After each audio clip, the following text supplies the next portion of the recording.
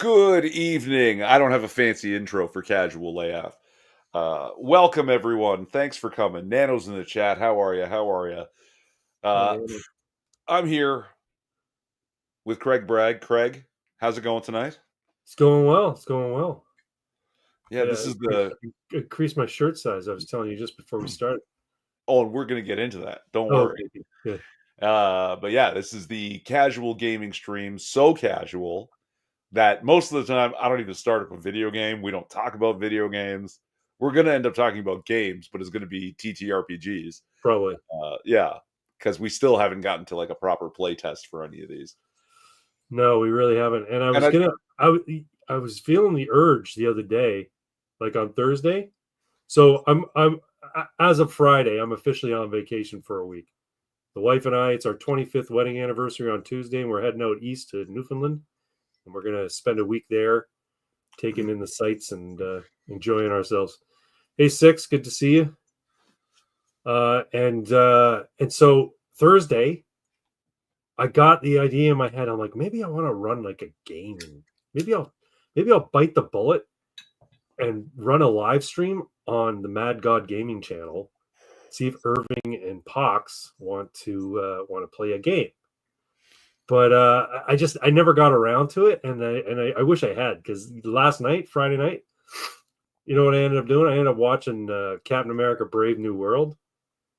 And that was a shitty fucking movie. I'm all about superheroes these days. I'm like digging the superhero genre for some reason. Even though the MCU's all but dead, I don't think I'll ever lose my love of superheroes. So I was like, oh, I really want to play that superhero again. The what do you call it? 4-color concepts again. But yeah. Anyway. Well, you're talking about the love of superheroes, and I get it. They're turning it into slop, right? Oh, That's the money-making machine. Like, just look at what happened to Supernatural. It's going to happen. Yep. Six is here. Hey, Six, how you doing? But you know what? Here's the thing. Supernatural didn't sell its soul by the end of the series. It remained constant throughout the whole series. It had bad seasons, it had bad episodes, but it didn't change. Like, it didn't all of a sudden become fucking woke and make it all about the female hunters. You know what I'm saying? Sure, but that hadn't really happened yet in the world, you know. Well, there were female hunters. Like, Mom came back. Right? Sure. Yeah, but they didn't become the focus, and they didn't overshadow the boys. It was always about the two brothers. Yeah, but it sold its soul after the 5th season, right? That's why just nobody noticed until it was too late. I don't know if it did. I think it just You know, it kind of jumped the shark a little bit. It's like, what do we do now? Let's make Lucifer have a kid. Okay, yeah, you know, like it just leased its soul out. Yeah. Oh, Ajax is there too. Hey, Ajax. Ajax. Yeah, I like Supernatural. I thought it was a great series. All in all, I think it was a, you know, how many seasons did it run? Like 14 or something? 15. 15 seasons, yeah. 5. It had more good seasons than bad. And strongly all through it, you disagree? Strongly disagree, yes. I disagree with you. What it is the first 5 seasons are so bloody great that when 6, 7, and 8 are just okay, you attribute them the greatness of the first 5 because you just like the boys, right? I think what happened is the first 5 seasons really established who they were and what they were and what their characters were, their individual characters, and how they worked as a brother dynamic kind of thing. I think show 6, 7, 8, they kind of stretched it out. They caricatured them a little bit more. They made them a little bit more lighthearted. But all in all, I don't think they lost the soul of the show. And I know you think there was more bad seasons than good seasons. I wouldn't agree. I would just say they're different seasons with different tones. That, you know, didn't kick me out of the what do you call it? The setting. Didn't make me go, okay, this is just too much of a departure from the previous 5 seasons. I can't watch this shit anymore. The entire time, I was happy to watch every new episode that came out every week. So after season 8, I was not. The one Kevin Bacon show on Amazon is okay. Yes. Yeah, he's a bondsman. Yeah. It's called The Bondsman. Oh, he's a bounty hunter. Yeah. I think it's just. I think it was just an excuse for Kevin Bacon to take his shirt off pushing 70 because that guy looks fucking great. Good for him. Turns out we're all doing the wrong exercise and we all got to go dancing because that's what's going to keep you lean to 70. Hey, look, Patrick Swayze did Roadhouse, man, and fucking Dirty Dancing, and the guy's fit as fuck. So dancers are fucking fit as all. They have to be because you can't move if you're not fit. No, it's like gymnasts, martial artists, dancers, and then everyone else underneath is actually less athletic, even the pro footballers and shit. Yep. I haven't seen that Kevin Bacon show. What? It's on Amazon. See, we have Amazon Prime, but I'm softly boycotting them since they started adding fucking commercials to it. Because I'm like, I'm paying a fucking streaming service and I have to watch ads? Fuck that shit. I'm not talking about ads for new shows. If it was an ad for a new Amazon show that was coming up, okay, big fucking deal. But it's ads for like Mr. Clean and shit. I don't want to watch ads for Mr. Clean when I'm paying for a streaming service. In their defense, half of the ads, give or take, are for their own shows. Right. I don't care. It's a principle too. It's a principle. I suppose, right? But if you're already paying for it, then boycotting it doesn't help. Well, we have it because Melina has an Amazon Prime credit card, and so we get the Prime membership for like it's like included in her thing, but we have to upgrade to get completely ad free. And I'm like, fuck, how much do you have to upgrade? Like, it's crazy. This is the thing with every new media type. And we're getting off on a tangent, but I got to talk about this. You used to go to a movie theater. The only ads you would see were the coming attractions. And that makes sense because you're in a movie theater and say, hey, next month we're going to have this movie. Great. Okay, perfect. Makes sense. But then they started making ads for Coca-Cola and Toyota trucks and shit like that. And I remember going to the theater when they first started doing that, and I was booing the ads. And my wife was like elbowing me, going, stop it. I'm like, we paid like $14 to get in here to see a movie. This is how long ago this was. We paid $14 to see a movie, and we're being forced to watch fucking advertisements. I can watch advertisements on my fucking TV. I don't need to pay to come and watch ads here. It's horseshit. You shouldn't have to pay for ads. Anyway, then cable TV used to be ad-free, and it wasn't. Ads on everything. And fucking, FM radio used to be ad-free, and then they fucking put ads on them. So every time there's a new fucking system of delivering media, they're gonna put ads on it. I mean, the internet's the same way. The internet used to be just banner ads. Now it's fucking ads everywhere. Patrick Swayze's high school football team hated him because he was a ballet superstar. Coach thought if the entire team took ballet, they'd be more agile. He was right. Yeah. Yeah. What's the other thing is even though a lot of the skills aren't transferable, a lot of hockey players are being told if you want to improve your skating, go figure skate. Right? Like learning two edges on the blade and stuff and all the different techniques they do. It's like you want fancy footwork, you want to not get outdone by that guy. Yeah. I don't think this is black, man. I think it's navy blue. He says, how did you both end up wearing black shirts? I was trying on, I bought new shirts on Amazon 6. I'm up to 2XL now because I've put on so much muscle mass. Used to, if I wore anything larger than an XL, it looked like I was swimming in the shirt. Now it looks like I'm actually wearing a proper size shirt when I wear 2XL. So there you go. Anyway, sorry. Craig's contemplations. Thank you. I contemplate that, I'm tired of seeing ads everywhere. I want to go back to the days of the internet where it was a banner ad and you could click the X to close it. So you didn't have to fucking even look at it if you didn't want to.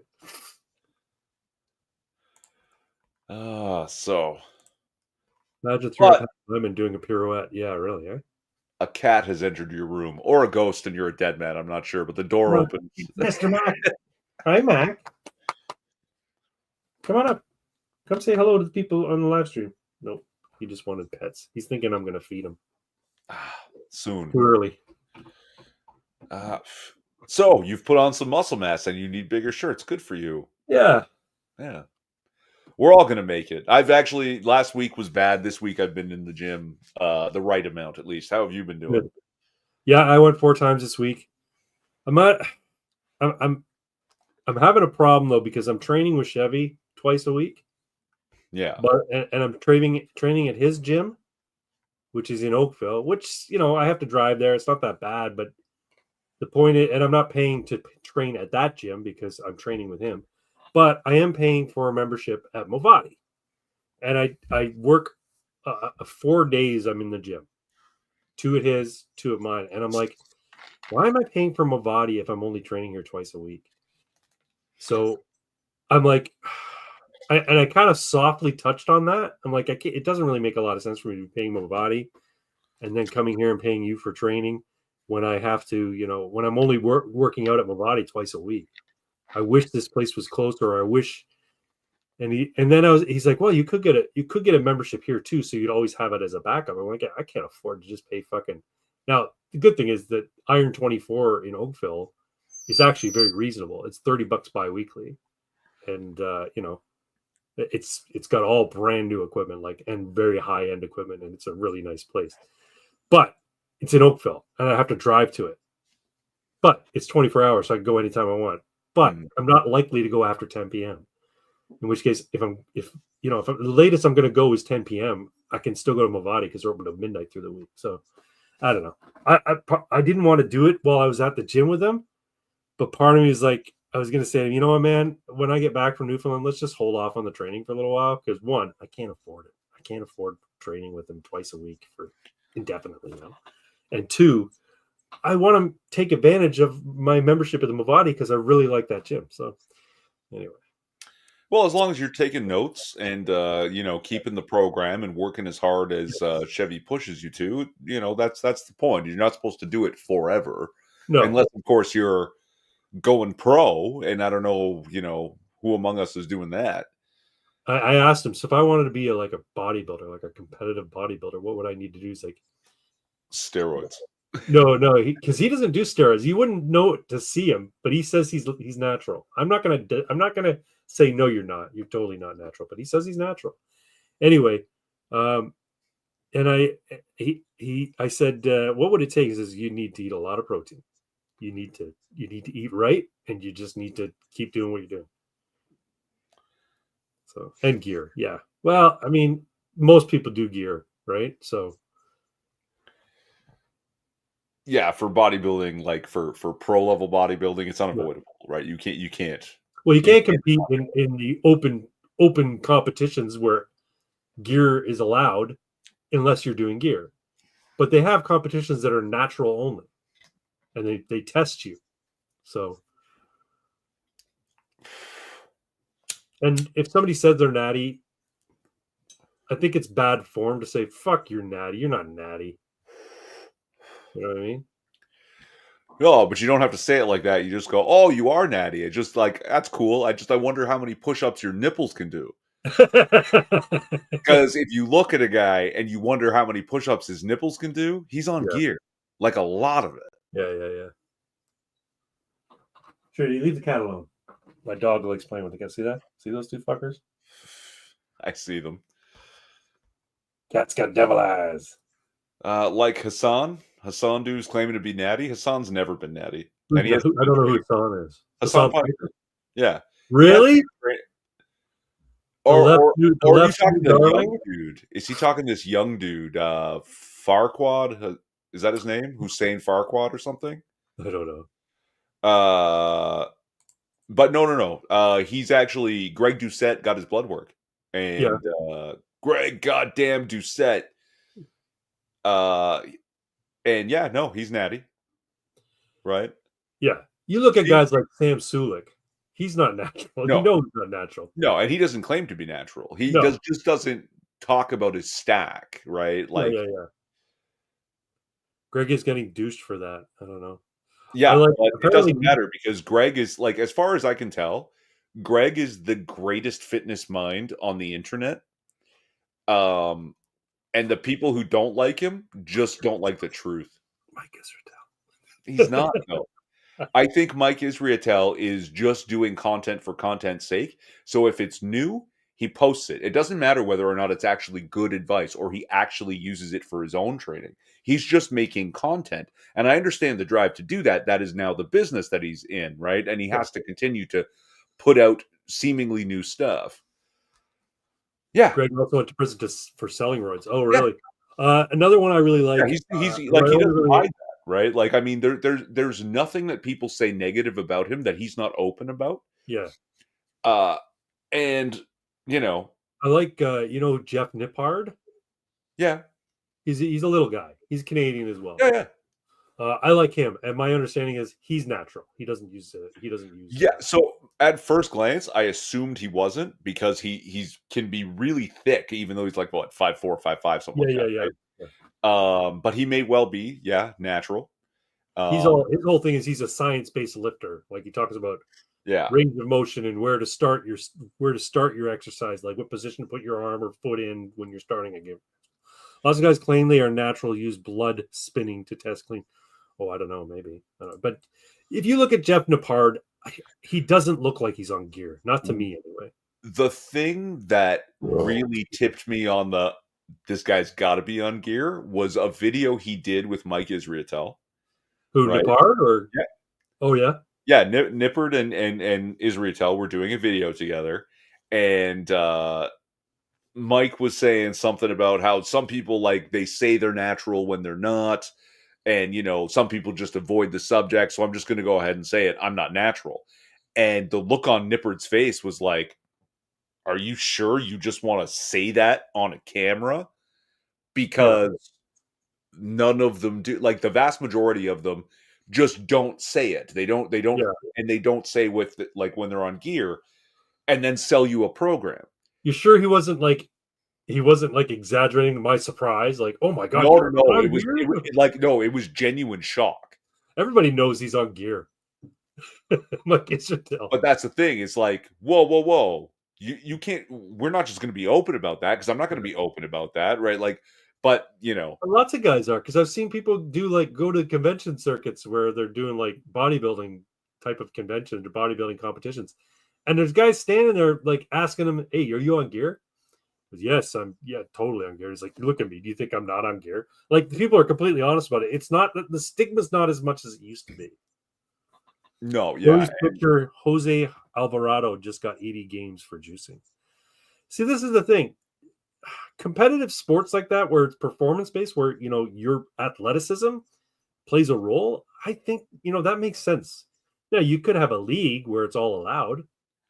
You decided, you know what, we're going to have a football league where people can use whatever fucking enhancing chemicals they want. And then you get all these guys with myostatin blockers and they look like goddamn orcs out there on the fucking field. They end up playing Blood Bowl with a football with fucking spikes all over it. There's been actual people arguing for that. People are what? People have been arguing for that. Yeah. Like an enhanced league. The thing is, part of the problem is, if you were to do that, the performances would be so much greater. It would draw the audiences away, and there would be no more natural sports competitions. It wouldn't take long. It would be a generation. You're probably right.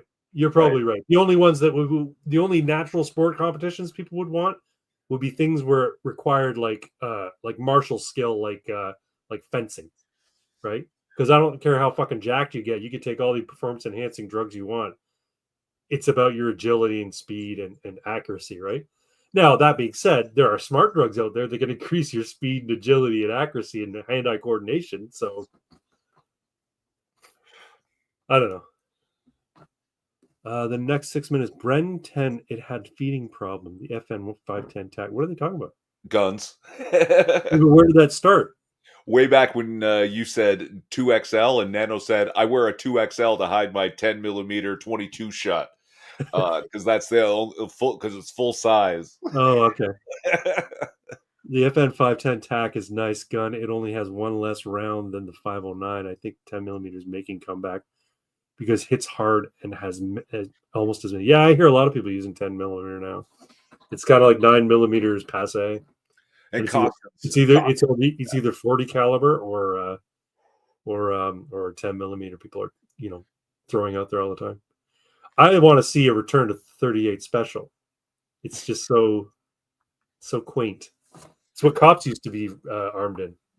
Cops used to use 38 special. Yeah. I mean, what do you mean quaint? It'll put a hole in a man. It's not commonly used because it's not considered a very powerful round. It'll put a hole in a man. What are you talking about? It will. But you know what? 22 can at decent range. Hit him in the right spot. You can put a hole in him. 38 special, reliable. It is. It is. Especially in a revolver. The good thing about 38 special is if you have a 357 Magnum, you can use a 38 special round or you can use a 357 Magnum round. Nice. They're interchangeable. Not the other way around, though. If something is sized for a 38 caliber, you cannot put a 357 Magnum in it. It has to be sized the other way around. But I think, what is it, 223 and 5.56 have the same relationship? Yeah. But I can't remember which direction, so don't try it. It's the other, right? So 223 will go in a 5.56. I wouldn't trust putting a 5.56 in something that is chambered in 223. Right, because that's the thing is it will work for a while. Yeah, that's right. It'll work for at least one shot. With all we know about steroids, I will judge anyone who uses them all the more. Costed, good to have you with us. You know, like steroids are fucking dangerous. They're really dangerous, right? They have a ton of side effects, almost entirely unavoidable, right? Yep. And some people respond less to them than others, and that's based on genetics. Like in terms of the side effects, some people can get good results from steroids, and the side effects aren't debilitating. Like they still have them, but they're not gonna fucking cause their heart to explode. But you know, some people like there's a giant black guy who was using them for years. He's older now. Ronnie Coleman. That's it. And he used steroids. He used steroids the entire time, even though he says, no, I tried them once, but I don't use them anymore. And he used them the entire time, but he never really suffered from the debilitating side effects of their use. But until now, when his back is all destroyed. On the other hand, that may not actually be from the lifting, because from what I've heard, oh, you have a back problem and you need a surgery. Nobody ever recovers. But from back surgery? Yeah, that there are no stories of people who are now pain-free and completely mobile. Your mobility is either the same or worse afterwards. Yeah. Right? And it's like, what the fuck? You know what? I think that's the same with people who get knee surgery. You know, sometimes some heavy set people sometimes get knee surgery because their knees start to grind against each other.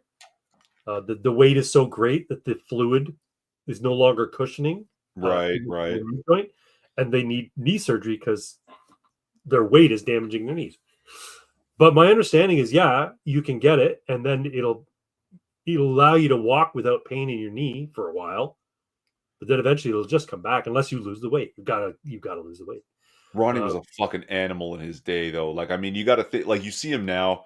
He walks with like the arm hold crutches. Spends a lot of time in a wheelchair. Yeah. And how old is he now? He's like 70 something, isn't he? No. He's only in his late 50s, early 60s. Get out of here. Yeah, no, he was Mr. Olympia through the 90s. Holy shit, life's been rough. Yeah. He looks fucking rough now. What? Sure, but I mean, is that something like that man had like one of the I think if not the longest unbroken streak of Mr. Olympia wins. Yeah. Questionable, some of them, sure.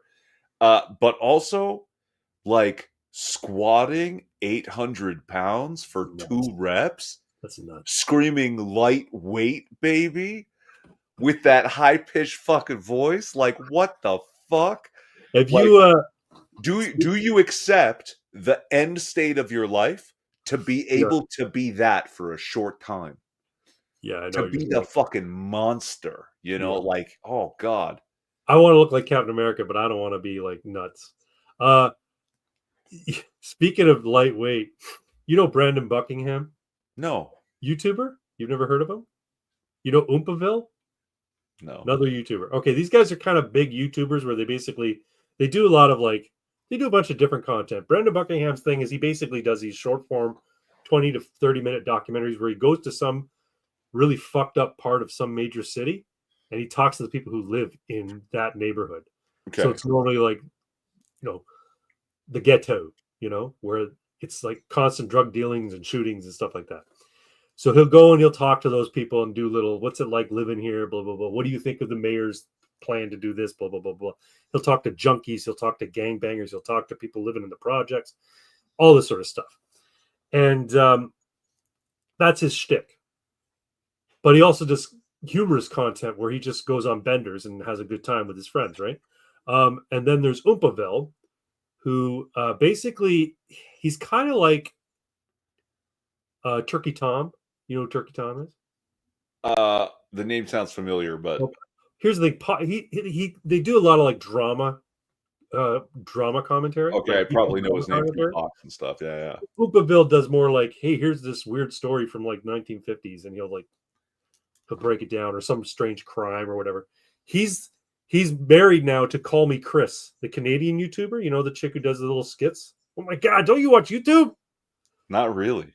Wow, really? It's all I fucking watch. Anyway, where's Pox when you need him? Pox is all up on these channels. He knows them all. Anyway, Brandon Buckingham and Oompaville are now doing a fitness series or fitness channel. They have a collaboration fitness channel called Power Boys, and they're in Oompaville's like garage on his farm, and they've put a bunch of equipment together, and they're just working out. And the reason I laugh is because you were talking about lightweight, and this is what these guys are doing. They go down there and they put the bench, and they're just yelling lightweight the entire time. Oh yeah, no, that's Ronnie Coleman's shtick. They're doing it. I didn't know where they got it from, but I'm like, that's funny. Yeah, so that's what these guys are doing. Anyway, to close, I don't know what that is. No department in my state will allow any cop to carry a revolver. Talking about guns. They don't even need us. They just need a chat room. That's right. Yeah. They're like, when are these guys going to stop talking about this faggy bodybuilding shit? So I was in the gym with at my brother-in-law's basement gym. Like his condo's got a really nice gym setup in there, right? Yeah. And the reason that I went over is because if I don't, he'll skip leg day. So I'm going to try and do my deadlift and leg day at his place, because also they've got a proper power rack. Oh, nice. Where at my gym, all we have is Smith machine. Yeah. And Smith machine skews everything so much that, oh my God, doing deadlifts today, I was like, what the absolute fuck? Like, apparently I've never done a deadlift in my life. Like, I have no idea. Smith machines at Planet Fitness the entire time, and now... Yeah, that's all I've had. It's like, oh God, I have no idea what the form is supposed to be. I don't know how to lift, like how much weight I can lift. It's light, man. Terrible. Yeah, we were, right? Like we were hamstring and glute exercises. You don't need to go fucking super heavy. No, but I mean, I've got a goal for deadlift, and now that I'm using an actual free weight bar and shit, it's like, oh, I'm much farther than I thought. It's not going to be end of calendar year that I make my goal. Oompaville has a workout channel and sells candy. That's rich. That's just his side hustle. Like the quartering sells fucking coffee, and so does Tim Toole. You know, they make candy. They have their own little candy shop. They make candy and they sell it like a ship business, right? A mail order business. But anyway, yeah, he's working out with Brendan Buckingham, and they're both a couple funny guys. Oompaville's the most I don't know. He's just the most fucking wholesome YouTuber. Excuse me. Old, says Lace. I started back on the dumbbells yesterday. It was sad. It's never sad to get back into it, man. It's never sad to get back into it. Just keep doing. Yeah, my go-to for my chest is an incline dumbbell press. It's the one I like doing the most. It's the one where I feel that and pec deck flies. Most chest activation with those two exercises. Thanks, Lace.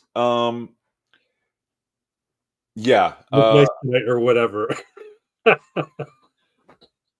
You know what it is? I've been keeping my head buzzed for a long time. The little bit of hair, I look like a completely different person. It completely changes the shape of my whole head. Oh, when you grow your hair out a bit? Just this little bit changes the whole way I look. And I appreciate it because I thought I was imagining it, that I looked a little different, a little better today. Yeah, I noticed your hair's growing in a bit. Yeah. My hair's starting to grow in a bit too. I like it this length. I'd like to keep it this length. Yeah, I'd like to start But it doing the goes, same. you know what? Like next week, it'll be too long. Like I'm going away for a week. I'll come back and I'll be looking at my hair and I'm like, what the fuck happened to my head? Quartering sells coffee so people can stay awake during his monotone delivery. Yeah, it's true. Quartering does not have the best voice for doing like commentary videos and like talking head type videos. And yet But he's got he's got a 10,000 more following. You know subscribers what? than we do. So He's got way more subscribers. You know what I think it part of it is? He does regular live streams with Luke Rutkowski and who's that fucking Australian broad? Sweeney? Brittany Sweeney? Something Sweeney? sounds familiar enough. Yeah, some Sweeney broad. She makes funny videos too, and they do like live streams together.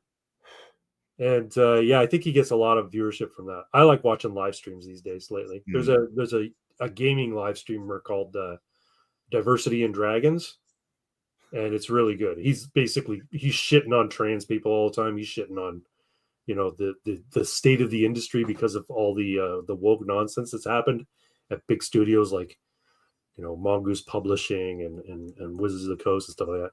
Dr. Sydney Watson, that's it. Sydney Watson. Is she really a doctor? He said Sydney, and you had said Sweeney, and I was thinking wrong Sweeney, but That's apparently right. it was the wrong Sydney. Isn't Sydney Sweeney that really hot chick who was in that fucking?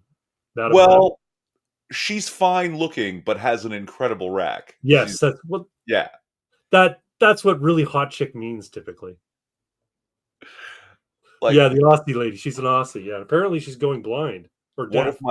One of my favorite graffitis is like a Banksy style, just real quick with like the stenciled letters, and it says, "Words can't describe how beautiful you are, but numbers can. 6 out of 10." That's good. That's good. Fuck. Yeah, Dr. Sydney Watson. I didn't know she was a doctor. Is she really a doctor? I know she calls herself Dr. Sydney Watson. I was thinking Brittany Fedesi. She's another chick. Oh, yeah, but she's not Australian. No, she's not Australian, but she's funny. But anyway, so we did leg day, right? I'm sorry. That's all right. Heavy squats.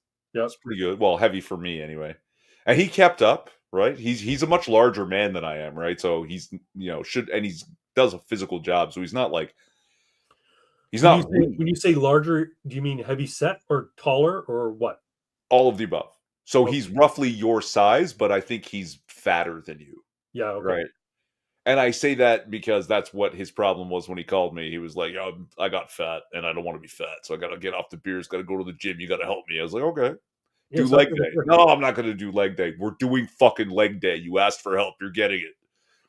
Here's the thing. He does leg day. He gets leg strength. That means he gets leg endurance, which means he can do more walks. And the best way to lose weight is to do more walking. Yeah, and he and the wife are doing that. So like the walking together, but he's in the gym and now he's done a leg day. And then afterwards we took the stairs from the basement to the 6th floor. It's not a lot, but at the end of leg day, just imagine the glutes. Oh yeah. Yeah, when I do walking on the treadmill, the entire time I'm on an incline. I don't do it flat anymore because it just gives that much more activation, Not a big incline. Leg day. I did leg day with Chevy this week, and we did pendulum squats. Nice squat. God damn it, my fucking quads were killing me the next day because I don't normally use that machine. It's a great machine. I know when I leg day, and I know this is kind of not cheating, but I'm going fucking. It's cheap. I do a lot of isolation stuff, so I'll do leg extensions, leg curls. I don't do a lot of compound stuff. What do you call it? Calf raises. I do those. Hip, ab, and adduction is my leg day. But all these things are isolation. I really should do deadlifting, or I really should do good mornings.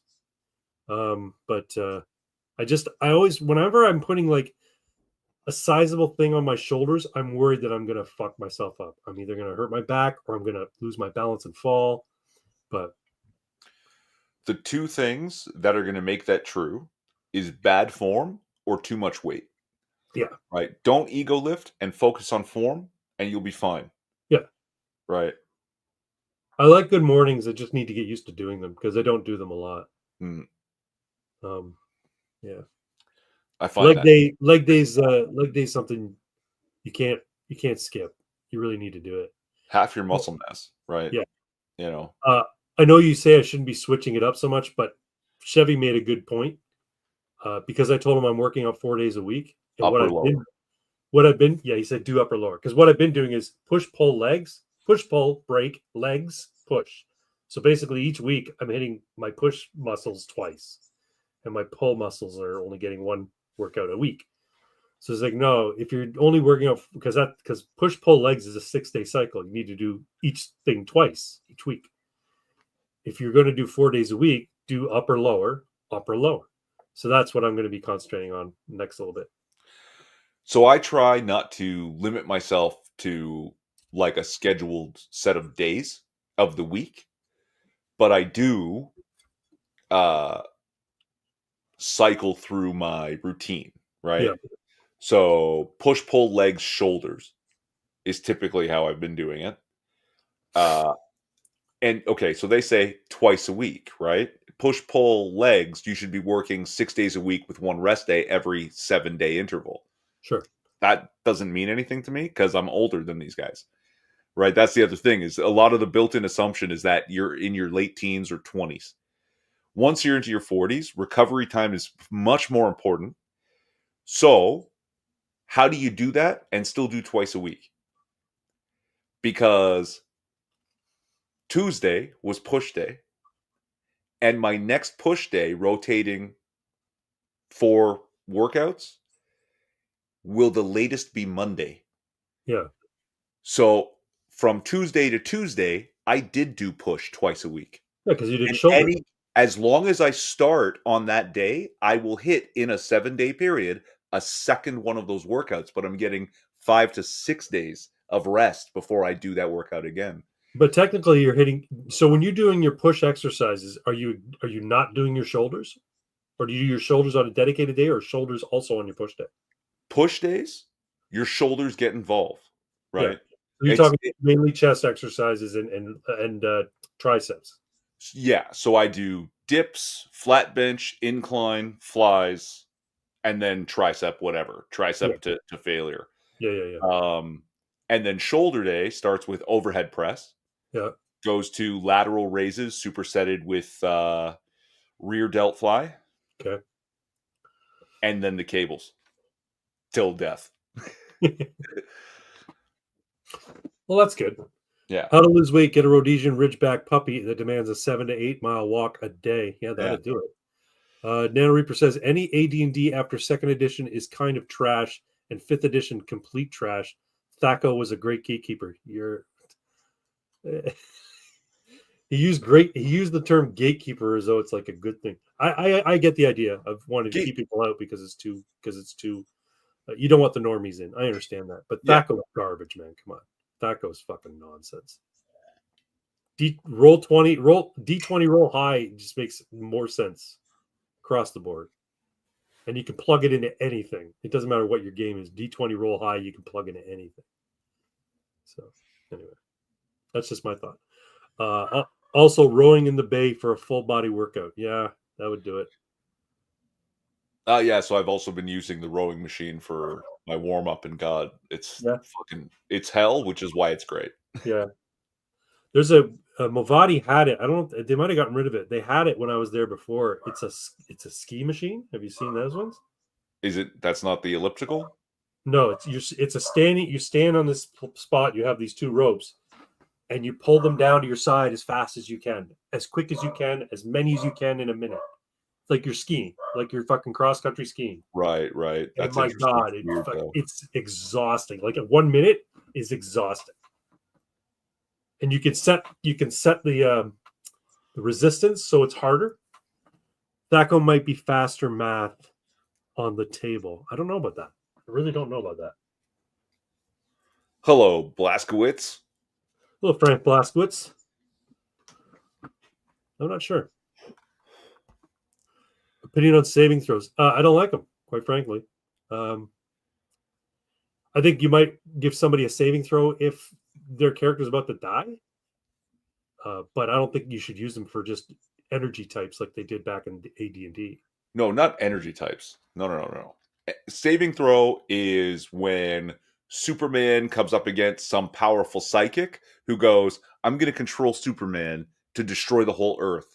And goes, and Superman with his incredible constitution goes, no! That's what a saving throw is for. Did he pass the saving throw? Did he like break even and now it's a struggle that's going to go on? It should play out like War. You know the card game War? You remember that? You're trying to Slam cards, right? Like, yeah. What I'm thinking, when I'm talking about old school saving throw, in the back in AD&D days, you had saving throws for, you had saving throws for death. You had saving throw for what was it? Wands, staves, and rods. So they had their own saving throw. There was a couple other ones, and it just didn't make a lot of sense. Like you had a different saving throw for different sources of critical damage, kind of thing, right? And then they changed it in 5th edition or 3rd edition, where basically all your stats had a saving throw, and anytime something happened to you, you made a saving throw. So somebody was trying to take over your mind, you did a wisdom saving throw, or you're trying to resist a spell that you need to make a constitution saving throw, you need to make an intelligence saving throw, that kind of stuff. I think they slow the shit down. I think you give the bag, if you want to do it like back and forth, you give the bad guys a target number based on your character's abilities, and boom, you try and hit it. I don't like the idea of saving throws, quite frankly. I think. I mean, you just did the same thing, but backwards. You gave the roll to the attacker. But it's the same thing. It would be the same thing if you were attacking a monster too, right? If you're attacking a monster, you're rolling a die, you're adding a stat, and you're trying to hit your target. You both have an armor class. You both have a whatever the target might be. I think I mentioned this last week, and when I'm running my games, they go into a room. I have a giant D20. It's like this big. I set the D20 to a number. I said, that's your target for everything you want to do in this room. Pick a lock. That's your target. Open, find the secret door. That's your target. All armor classes here. That's the target. The only variance is going to be the hit points depending on who you're fighting. So, yeah. It's just simpler. And I do group initiative. I don't even do single initiative. We go round the table in order based on who rolls a higher on a D6, myself or the players. And so what that means is that sometimes, and we do it every round, sometimes they go last and then they go first again. Sometimes that's what the monsters get, and sometimes it just goes back and forth, but so much faster. That would be a willpower saving throw. Yeah. But they changed that in 5th edition so that you had a saving throw for each stat. Like each of your 6 attributes. Like there used to be reflex, constitution, constitution, and willpower saving throws. That was 3rd edition. 5th edition, they made it that your saving throws were related to your stats. So you can make a charisma saving throw. You can make a strength saving throw. You can make a whatever saving throw, depending on the situation. And I think that's just rules glut, unnecessary rules glut. It doesn't make sense.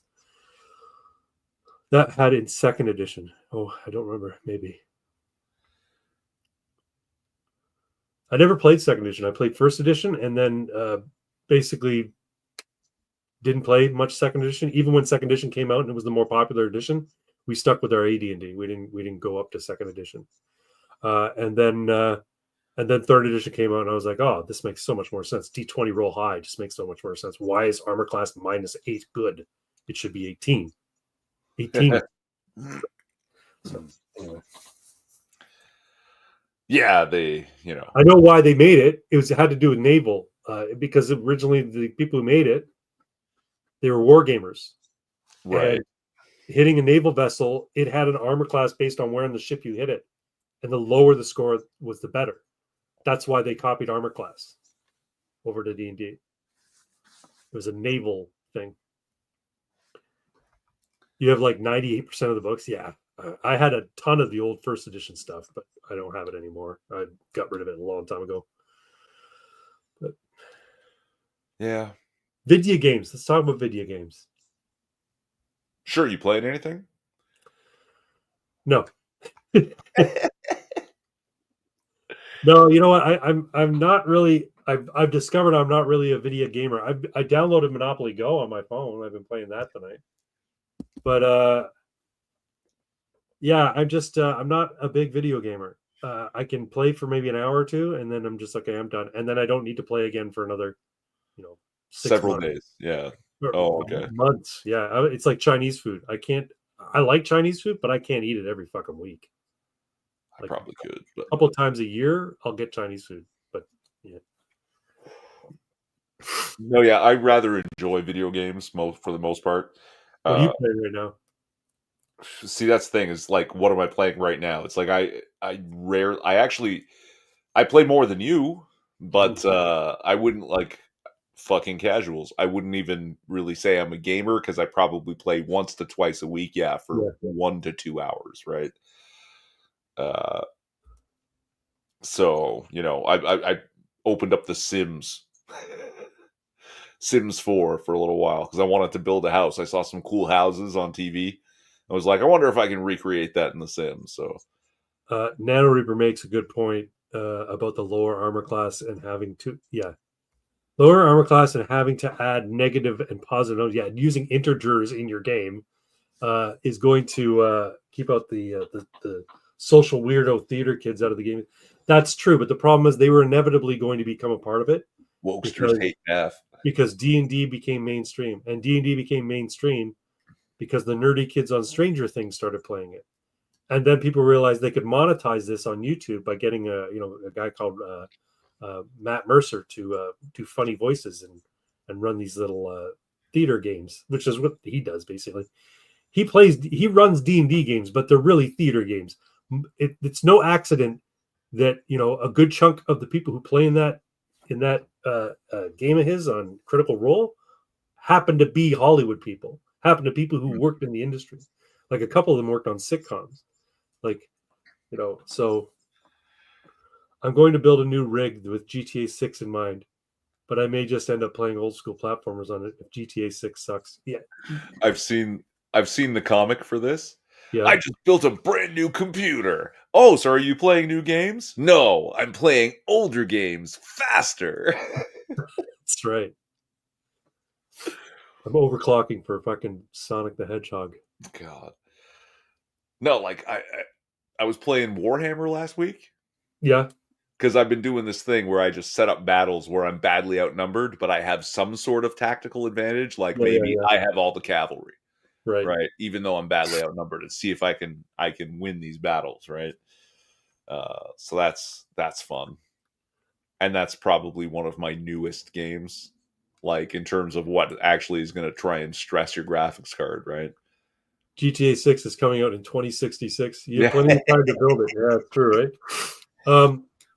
The only game I'm really looking forward to, and I don't even know why I am, because uh it's kind of hit or miss with me when it comes to the other game by this company.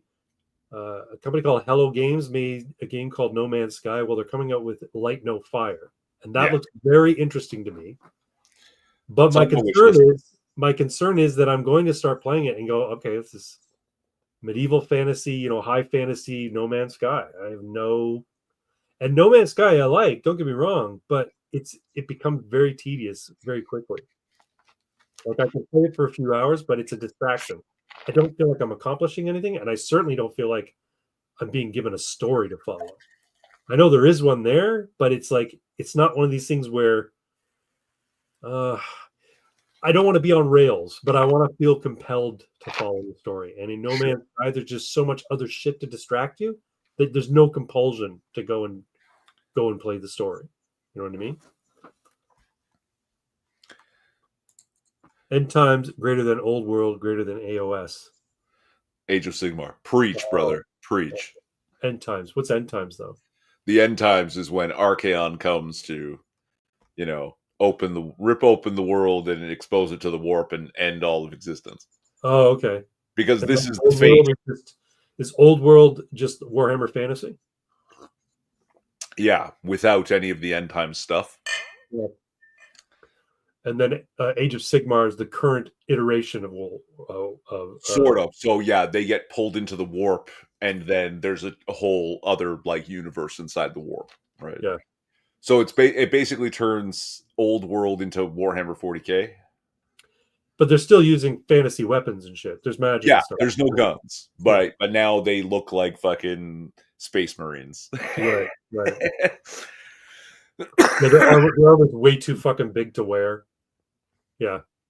With Grotrex and Felix. See, I was always really interested in, like, I never really got into Warhammer. I've always sort of like skirted around it, like, oh, I want to make an undead army and stuff like that. And then I realized that, yeah, putting together models and painting them is fun, but am I ever really going to sit down and play a nice big long game with somebody? And I never really got into it. So I might buy a box here and there with the fully intention of building an army, but it never really happened. What did always intrigue me about Warhammer or that world was playing in some of their skirmish type games. Like Mordheim, to me, seemed really, really cool. I liked the idea of Mordheim. I really wanted to play Mordheim. Skirmish style games, I think, are more up my alley, where you're not taking a big army out onto a field. You've got a band of like 6 or 8 guys, and each of them have different abilities based on the weapons they're carrying, and maybe based on some sort of class feature that's written on their little stat card. That sounds like fun to me, where you got 6 or 8 guys going up against another 6 or 8 guys in a burned out church. So HeroClix or chess. Right. Like Yeah. any other sort of skirmish based. Yeah. HeroClix. Did you ever play HeroClix? Yeah. I got a fuck ton of HeroClix, man. Oh, do you really? Oh, yeah. I I must love have 300, 350 HeroClix. I loved the HeroClix. I thought they were really cool. The problem was that the paint jobs were terrible at the beginning. Oh, yeah. But they gradually got better. I didn't go in the beginning. I got in during the superheroes phase. Oh, so Mage, it was, what's it called? What was the first game called? I forget, but it was basically chess, but they gave you more powers. And it was magical. It was like high fantasy. Yeah, yeah. Yeah, and then they made HeroClix, and yeah. Well, they started getting licenses for stuff. Yeah, right? yeah. WizKids Games, yeah, man. WizKids became fucking huge because of that. Yeah. Yeah, but HeroClix is dead now, and I don't know why. Some people still play it, I'm sure. Yeah, but they don't make them anymore, and even the online thing doesn't run. Yeah. So that's kind of shitty. Yeah. Because it's a good game. My tabletop games, I prefer RPGs as opposed to skirmish battle games. But you're all into the real-time strategy kind of stuff. So that makes sense. You like those types of games. Okay. But to me, they're roughly the same. But one is on your feet and the other is you've got a whole turn, right? But otherwise it's the same thing, right? Because from go, I already have to know, I have to have a plan. Mm-hmm. Right. So in the skirmish type game, especially when you have like a starting box and then everyone's ready and you can see where they are and what the terrain or the map looks like. Yeah. You've got to be able to strategize before you make your first move. Sure. Right. I just then have to execute faster for real-time strategy. And that's not so terrible. Right. Right. But I was saying there's an analog there to both of them. You know what I'm saying? It's strategy, it's troop placement. Whereas for me, my thing is tabletop RPGs. I like, and quite frankly, I prefer theater of the mind as opposed to minis on a terrain. I like the minis on terrain for the aesthetic. I think it's really immersive and it helps people get into the game, especially if you're a visual type of player and you don't have a really good brain TV going on in there. But I prefer theater of the mind. I prefer describing the setting. I prefer setting the tone with descriptions and doing voices and stuff like that, and having the players make a picture in their own head of what it is I'm trying to lay out to them. Sure, and as long as their pictures are similar enough, right? Right. Yeah, you've got to relate things in what do you call it? Familiar terms, right? Like it make no sense if I started using jargon and describing stuff that they were not familiar with. I have to describe it in terms of like everybody knows what a bat cave looks like. So if I describe like an underground layer, I'm probably not going to say it looks like the bat cave.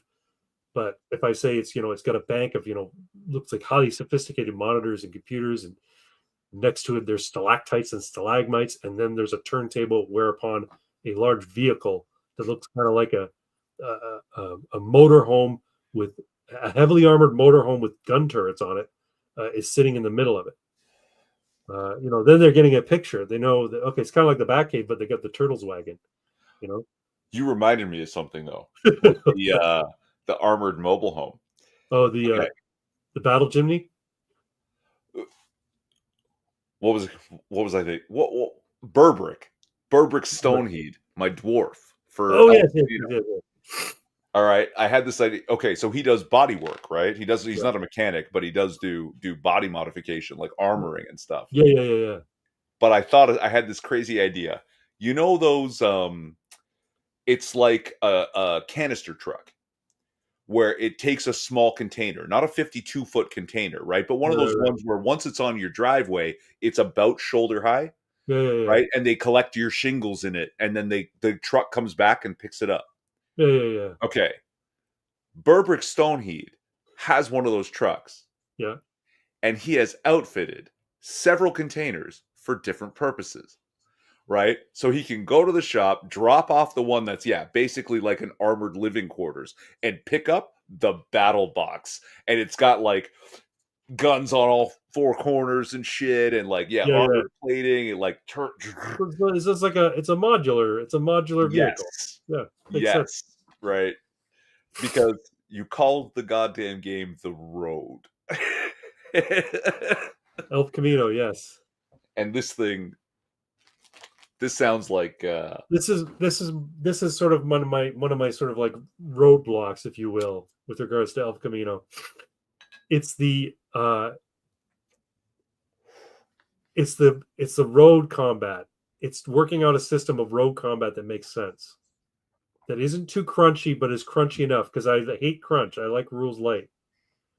But it needs to be compelling enough for the people who envision the game as about Mad Max or Road Warrior across the United States of America with fucking orcs and elves, because that's part of what it is. It's kind of like a mix between Mad Max, Bright, and fucking Lord of the Rings, which I guess Lord of the Rings is kind of like Bright, but you know what I mean. Well, you could just cut Bright out and say Dungeons and Dragons. It's like Dungeons and Dragons meets fucking Road Warrior. How about that? Yeah. That's essentially what it is. Yeah. With lots of racism. Fucking everybody's racist in the game. They hate each other because they're all different. It's got the rackism. Seven Seas was another good tabletop role-playing game that died. I never played it, but I know people who did play it really, really liked it. There was another superhero game that was put out by White Wolf called Aberrant. Did you ever play that one? No. It's basically Aberrant was basically these people just started manifesting powers, and it became like a very sort of like super soldier kind of like mindset, where you develop powers and the government wanted you to go and fight hostile forces because they have people who develop powers and yada yada. Right. There's an APC in my books you guys would fucking love. I'm going to get there, Six. I'm going to get there. Macross RPG was super crunchy and pre-hit tables because you have over 120 rolls every combat round per player because of smart missiles. That's crazy. That's like Shadowrun. Shadowrun was fucking too clunky with all the fucking... Okay, but that's the thing. The crunch doesn't matter, because as soon as we looked at that, it was like, fuck no. You have a skill set. If you have a successful hit, you roll for a number of those 100 missiles to hit. Right? Yeah. So you're rolling 2d10 or a d100. Right. Plus a bonus if you're awesome. So you might start with 20 and then you roll 33. So you hit 53 of your missiles, and then just one roll, all missiles do the same damage. Yeah. There's lots of ways to streamline like combat where the people who've designed the game have made it especially crunchy for the people. Was it Nano who was telling us about GURPS, and it was like 36,000 die rolls were required to move on or something? Like, I never played GURPS. That's a Steve Jackson property, right? Apparently he's gone crazy woke too. I don't know. But all I know is yes, the billions of missiles that they seem to have an infinite like ammo capacity inside these mechs. No, Yeah, just fucking hit tables are your friends. Yeah, if just that's the just kind of game you want to play, that's the kind of game. The way I play, because my thing is like D&D. Like I was really into D&D. I never got into like some of the other games like Heavy Gear. The other games that I did get into that weren't D&D, they were all very much a role playing focus type game. So Vampire the Masquerade was one of the ones that I played a mm, lot of. Shadowrun was another one that I played a lot of. Talislanta, that was a pretty crunchy game just because it had like 1,000 different fucking races, and not one of them was an elf. But yeah, the people who made it, fucking elves. they don't like elves. I guess we don't want elves. But Talislanta was kind of like this crazy high fantasy realm where there were literally like hundreds and hundreds of races that you could choose your character make your character from, and then from that you'd have possible sort of like career paths based on the culture of that race. It was Right. kind of a cool game. Character creation in Talislanta was a lot of fun. You were into Macross Animal is Crossing. I was never into Animal Crossing. I never played Animal Crossing. Macross is based on GURPS. Now, the only Macross I played, and actually I played most of the Robotech, is Palladium's Robotech. Right? They got the license for that, and I've got yeah, Macross, Southern Cross, and Moss Piata. And Animal Crossing, I'm not even really 100% sure what it is. Isn't that like a farming game? Where Yeah, just one of those little you all build a characters are town, like anthropomorphic little fucking bunnies. They all look like Hello Kitty characters or something, right? pretty much. They're stuffed Yeah. animals running around, and you tell them to build a house, and then you come back hours later, and the house is built. So you build a farm and whatever. It, Yeah. it's Plant some carrots and shit. Yeah. it's a slow and grow, Yeah. basically, right? It's a cozy, it's one of those cozy Yeah. time waster games. Yeah, yeah, yeah. Well, I don't like. I mean, there's always seems to be a term for games, right? Yeah. Like 4X, right? What's Ex- 4X? explore, expand, exploit, exterminate. The 4X's of a Oh, civilization, or one of your turn-based map strategy. builders. Yeah, Yeah, yeah. yeah. Right. They're Uh, 4X games. But what do you call city builder, park builder, zoo builder? They're like sim there's games. no one's really working against you, so you're not like in competition. It's just a slow and grow, and eventually you have infinite money. Irving, come to my cat ethno state island if you have it. Oh, Lace, Animal Crossing? I thought. Oh, okay. I thought I was being invited to an actual cat ethno state. It's like I'll die.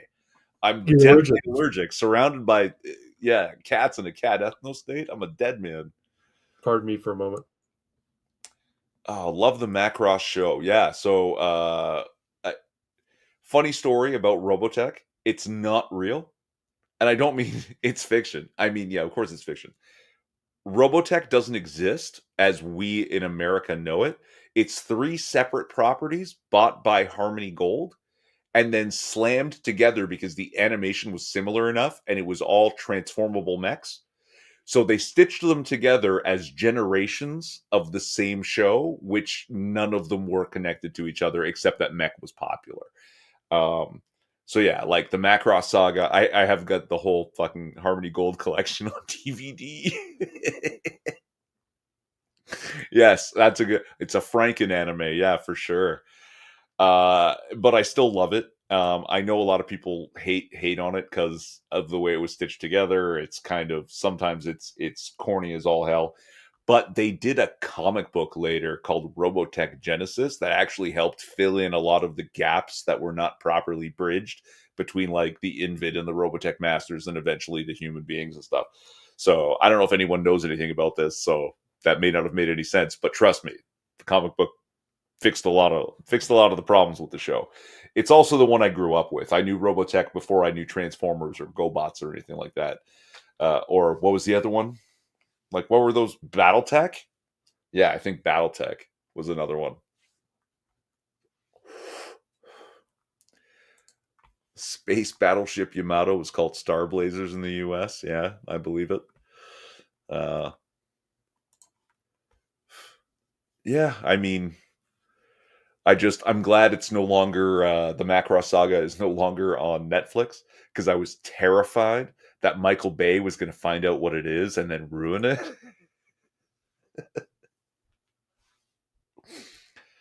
But they do have a lot of other Macross stuff, Macross Plus stuff, which I never really followed. But yeah, maybe I'll watch some of them in the future. We'll see. I think Craig went to feed the cat. I'm running out of things to discuss and now the chat is quiet too. They're not even talking about guns. What is this? The Macross 2 and plus Valkyries look better than the robots from parts 2 and 3 of Robotech. Well, I mean, they were actually made much later as well. Remember, that's like the early 80s when the mech thing was just taking off. What is it? Gundam is like 79. And then GoBots and Robotech are like 83 when they come to America. And then, yeah, then it's Transformers really fucking explodes. The whole transformable mech thing. Saw Macross Plus years ago. Have you played Farming Simulator? No, I keep looking at it and thinking I should, and then it's like, it's just going to be another slow and grow. And right now I've got dinosaurs.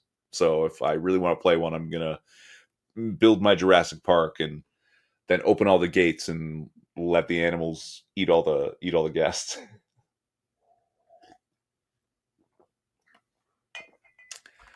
Hasbro bought the Macross molds to make Jetfire. Is Jetfire a Transformer? That would be cool.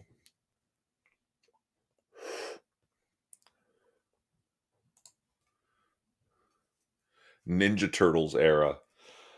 Yeah. So Ninja Turtles is also, I think, it's 1984 is the first issue of Ninja Turtles. Sounds about right. Yeah. And what, by 1987 it was a cartoon? Yeah, it didn't take long for it to catch on and go nuts, yeah. Yeah, like I saw this show that was talking about like the toys that made us, I think it was called. It's like they do a series, the whatever that made us. So the movies that made us, the toys that were yada yada yada. And one of the toys that made us was the Ninja Turtles. Mm-hmm. Because when the guy's comic was taken off, they got approached by toy companies, said, "Hey, we love to make toys. Now here's how this works. We make a cartoon that's effectively a commercial for toys. You just run the half-hour cartoon and kids want the toys. So your toys will sell really strong in the first year. Then you'll have all the accessory stuff come out in the second year. And then in the third year, they'll all be in the bargain bin. Right. But you make some good money out of this." Because that was how the process always went for all of these cartoons and toys that were coming together like this. And for some reason, Ninja Turtles just stuck.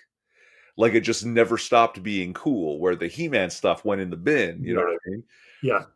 And they like really milked the shit out of it because they did Ninja Turtles everything. They turned them into fucking Ninja Turtles superheroes, Ninja Turtles samurais, Ninja Turtles fucking skateboarders, and they made every little accessory they could think of. Yeah, I remember that. Yeah. The NES TMNT game was a hybrid of the comics and cartoon show. Yeah, the NES TMNT game was essentially a Double Dragon type game, right? It was essentially you're playing Double Dragon, but it was like the four turtles. Or it was almost kind of like the original X-Men Capcom game. Remember that one? Yeah. Centurions was cool. The action figures that you plugged the vehicle parts. Yeah, that was kind of neat. You had an exosuit. Or no, that was Exo Squad, but Centurions sort of did the same thing. Where you just piled shit on top of your fucking figure and he had different weapons, Another one I really liked was, and the cartoon was really cool too. It's almost like they had the toy idea because hologram technology was getting really big. Like cheap, you can make cheap hologram stickers and they look really cool. They made a toy called Visionaries. Visionaries, man. The show for that was fucking awesome. You know why? The episodes, well, one, it became a Marvel comic book because it was so awesome. And the episodes of the show were written by Marvel writers. And it was like really, really good. I I remember that. liked the part in the very first episode where they're all given powers. Yes, based on how they acted Yeah. during the trial. Yeah, yeah, that was great. And the fucking wizard was called Merklin. Like Merklin? Merklin. Like, why didn't you just go with fucking Merlin? He looks like Merlin. No, he's Merklin. Yeah, yeah, yeah. And they're the fucking, what are the two factions called? I forget. Well, they're the good guys and the bad guys, obviously. And, Yeah. and they all had names like, Lionheart and fucking Mordred and stuff like. So it was all like homage to the Arthurian knights and stuff like that. Yeah. And a few of them had a staff with a super power, but it could Yeah. only be used once, and then you have to travel back to the temple to dip it in the Yeah, water. you had to charge it. That's right. You had to charge. You could use it only once, and then you had to charge it. Witcher Quick. Yeah, he was the guy who had the he could turn his totem was like a cheetah, Mhm. and I think and his fucking staff was like Hermes. Yeah, It's staff was Hermes like with Hermes a with a winged big helmet. brain. Yeah. He had a big brain. No, it's a winged helmet, and he just fucking like almost teleports the way he's traveling at super speed now. But he had like lightning flying off of his. He had an exposed brain, and there was lightning flying. I off. don't remember an exposed I brain. think it was somebody else. Was I thinking of another staff power? Maybe I'm remembering the winged helmet, right? Yeah. That he goes super fast. Yeah, Witcher Quick. Yeah, I remember them all. Yeah. Yeah, and they're all voiced by the same people who did fucking Transformers and G.I. Joe and stuff. So the guy who played like the sniveling coward guy who did the voice of the sniveling coward knight. Yeah. Oh no, the bad guy knight was the same guy who did the voice of fucking Starscream, and the same guy who did the voice of Cobra Commander. Witcher Quick was your favorite character? I'm trying to remember if I had a favorite character. I just remember I really liked the show. I thought it was a really cool idea. There was another show, Inhumanoids. Remember Inhumanoids? Oh, it sounds familiar, but I don't. It was all about fucking creatures who were from underneath the ground. And they all came up and started making war on the surface world. And the human characters had these giant fucking battle suits that were made for, extreme temperatures and shit. G.I. Joe could never hit the broadside of a barn. They always devolved into a fist fight. That's right. Yeah, the lasers would fly off into the air. They had fucking lasers, but they couldn't hit anybody with them. If you like that old shit, there is a YouTube channel called Orbital Bacon. Orbital Bacon puts out like every Saturday. They do Saturday morning cartoons, and it's like 2.5, 3 hours of old cartoons. And normally they have stuff like from the 50s era and a little bit later than that. So they had Superman. I was watching a little bit of it today. They had the old Fleischer Studios Superman cartoons, which were really great at the time. And then they move on to like some 80s cartoon. Sometimes it's really obscure stuff, but it's mostly shit like G.I. Joe type stuff. Yeah, at least the Joes could take a punch. That's true. Secret Galaxy is another one. Yeah, Secret Galaxy is a great channel. Secret Galaxy and Toy Galaxy. Those are the two. This is one guy who basically does a retrospective on the different toys and the different shows of the day. Remember Captain N? Is that Captain Nintendo? Yeah, I think so. I also remember Captain Power, which was like back when laser tag was big. You could play laser tag with Captain Power, and you could shoot the ships with your fucking Captain Power laser tag guns. Cool. Yeah. Mask, yes. Mask was cool. The vehicles that could turn into other vehicles. They did it at Captain Transforming Power. It's like some guy at fucking Kenner was like, transforming toys are big. So we gotta make a transforming toy, but we can't make GoBots and we can't make Transformers. We gotta do something different. How about we have cars that turn into planes and fucking turn into robots that just turn into planes, and a motorcycle that turns into a helicopter. Oh, that's a good idea. Let's do that. A motorhome that turns into a fucking submarine. Points for versatility, I guess. Right? True. Yeah. Exactly. Pro stars. Oh no, that was about the fucking superhero athletes, right? And wasn't it's Michael Jordan, Bo Jackson. That's right. I was gonna say, wasn't there an actual athlete who was like voicing, like was sort of like their mentor or some shit? Yeah, Michael Jordan, Bo Jackson, right? Wayne Gretzky. And Wayne Gretzky. Yeah. And Captain Planet. Remember Captain Planet? Mm-hmm. Did you ever see the spoof on it done by Rick and Morty? No. Rick and Morty did a ripoff of it where Morty falls for this Planetina, who's basically Captain Planet, but she's a chick. And as time goes on, he becomes very environmentally conscious, and he's just trying to impress her the entire time. And Rick, of course, is completely disinterested in Morty's problem. Do you ever watch Rick and Morty? You know what it is. Oh my god! I know what it is, but I've never cared. It's good. Anyway, so Planetina becomes this fucking environmental zealot, and the kids. So, like in Captain Planet, the kids had these rings or these medallions or whatever the fuck they were that allowed them to summon Captain Planet. Well, so the same with Planetina, but the kids have all grown up, and they're all greedy money grubbers who basically murk her out, and they're like going to sell the rings off to some Saudi oil baron because they all want to get paid, right? And yeah. Anyway, so fucking what's his name? Morty saves the day, of course.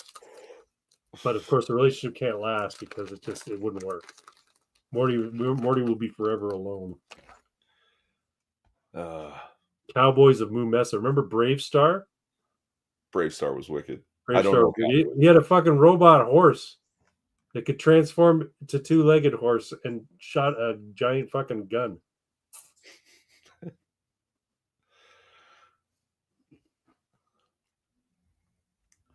And didn't he have a whole bunch of animal talents? Because I don't remember. Yeah, like Brave Star did, yeah. Yeah, couldn't he call him the strength of the bear and the speed of the bear? Speed of the puma. Ears of the wolf, speed of the puma. Eyes of the hawk. Battle beasts. I remember battle beasts. Were those the little ones?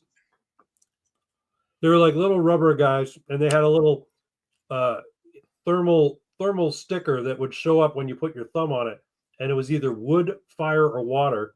And like rock, paper, scissors, one beats the other, right? I remember those. So you'd be like, set up your little game to play. I'm gonna fight you, and you didn't know what you had until you put your finger on it, heated it up. So maybe you were gonna win. Yeah, it was all random. I remember those guys. The only thing I didn't like about the Battle Beasts was they had a handful of different molds, and you didn't know what you had. But you could have a little battle beast, if I recall correctly. You could have a battle beast that looked like a shark, like it had a giant shark head.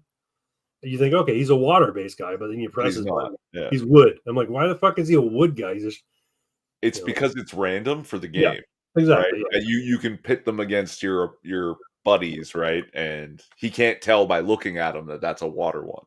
Yeah. Right.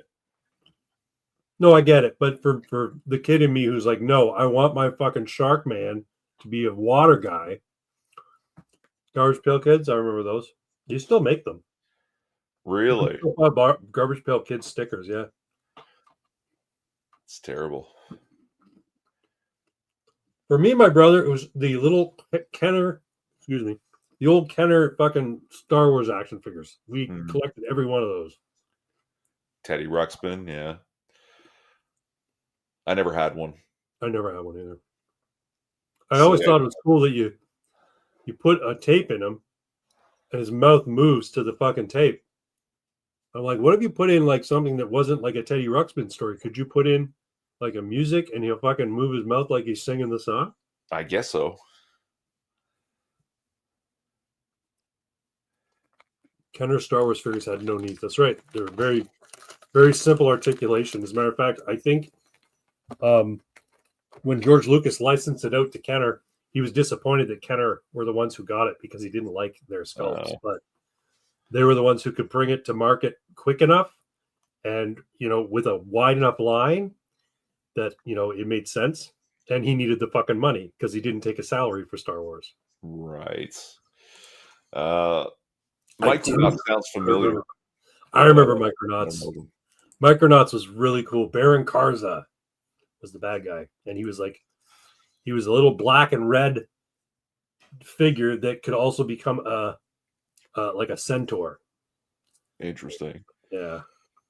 Oh, Ajax says as a 70s kid, he was always waiting for the Battlestar Galactica cartoon that never came. Yeah. I know. So that seemed like the perfect thing to make a cartoon out of.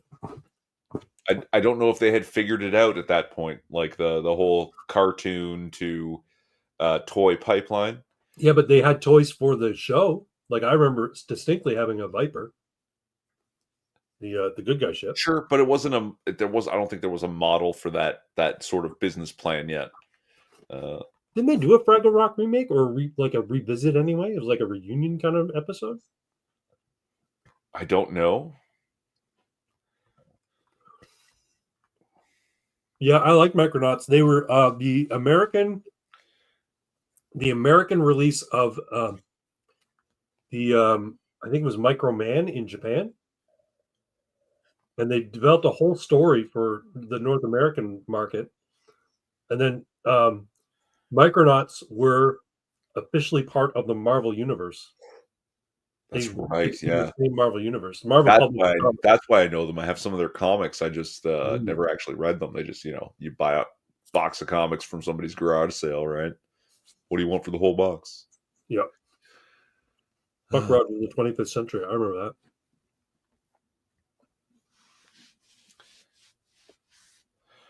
The Kenner Star Wars are more. Yes, they are because different plastic. The Kenner figures were made out of like a PVA type plastic, so they're like flexible and kind of rubbery. But the GI Joes, they were made out of like more like an ABS, and only like their heads and hands were like the softer rubbery type plastic. It didn't help that they just had like a semi-fat rubber band in the middle of them for total articulation. So that once that snaps, it's over. Yeah, but then you got fucking Casualties of War, which was pretty cool. Yeah, my buddy was in it when I was in grade 7. I had a friend who was really big into G.I. Joe. He had just about every one of them. Wow. Well, no rubber band to break and split the figure in two. That's true. Yeah. Albert T. I don't know Albert T. Do you know Albert T? The name sounds familiar. What's some other shows that I really liked?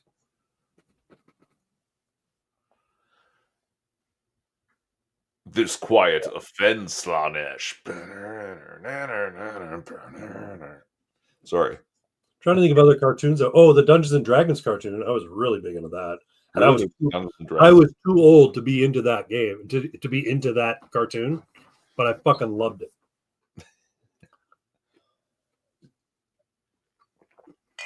I don't remember it. The Dungeons and Dragons cartoon, really?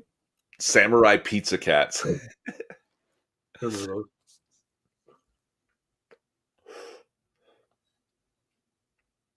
I show up in Albert's feed yearly or so. Well, that's cool. That's cool. Follow the link in the description so Craig can show up in your feed yearly as well.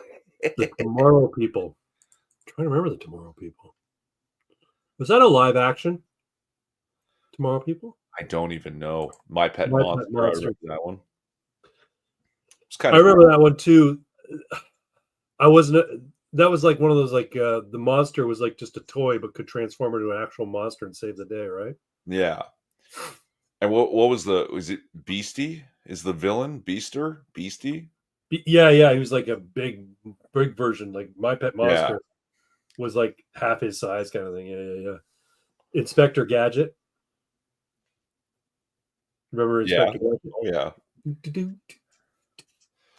Yeah, Inspector Gadget was weird.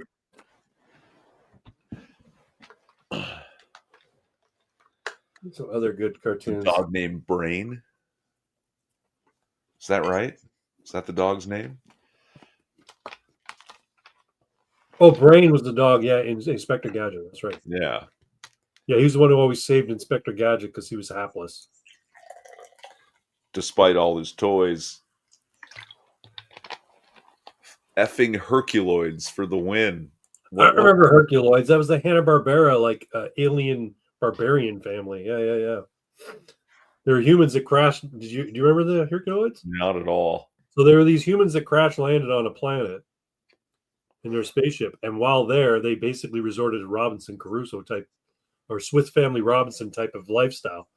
But they became friends with these creatures from this planet. One of them was like a giant sort of King Kong type of monkey, but he was made of rock. The other was like a Triceratops type of creature with like 10 legs, but it shot these like balls out of its fucking horn. And then there was a giant like wyvern type dragon that could shoot beams out of its eyes and tail. And then there were these two like Smurf type gloopy creatures that could take on any shape. Gleep and Gloop, I think was their names. But yeah, and then the family basically would get in these little adventures, and these Herculoids would save the day. Yeah, like Thundar the Barbarian is one that needs a live action treatment. The fact that He-Man has gotten a live action treatment, but Thundar the Barbarian did not, really offends my sensibilities. Yeah, but Masters of the Universe was absolute shit. It was. That's what really bothers me. Because the cartoon was goofy. And like, why would they make... I mean, I guess it was very popular, and that's why they tried to make a movie out of it. But Thundercats was good too, yeah. Thundercats is amazing. Silverhawks, it's sci-fi, space-based little brother was not nearly as good. But yeah, Thundercats was good.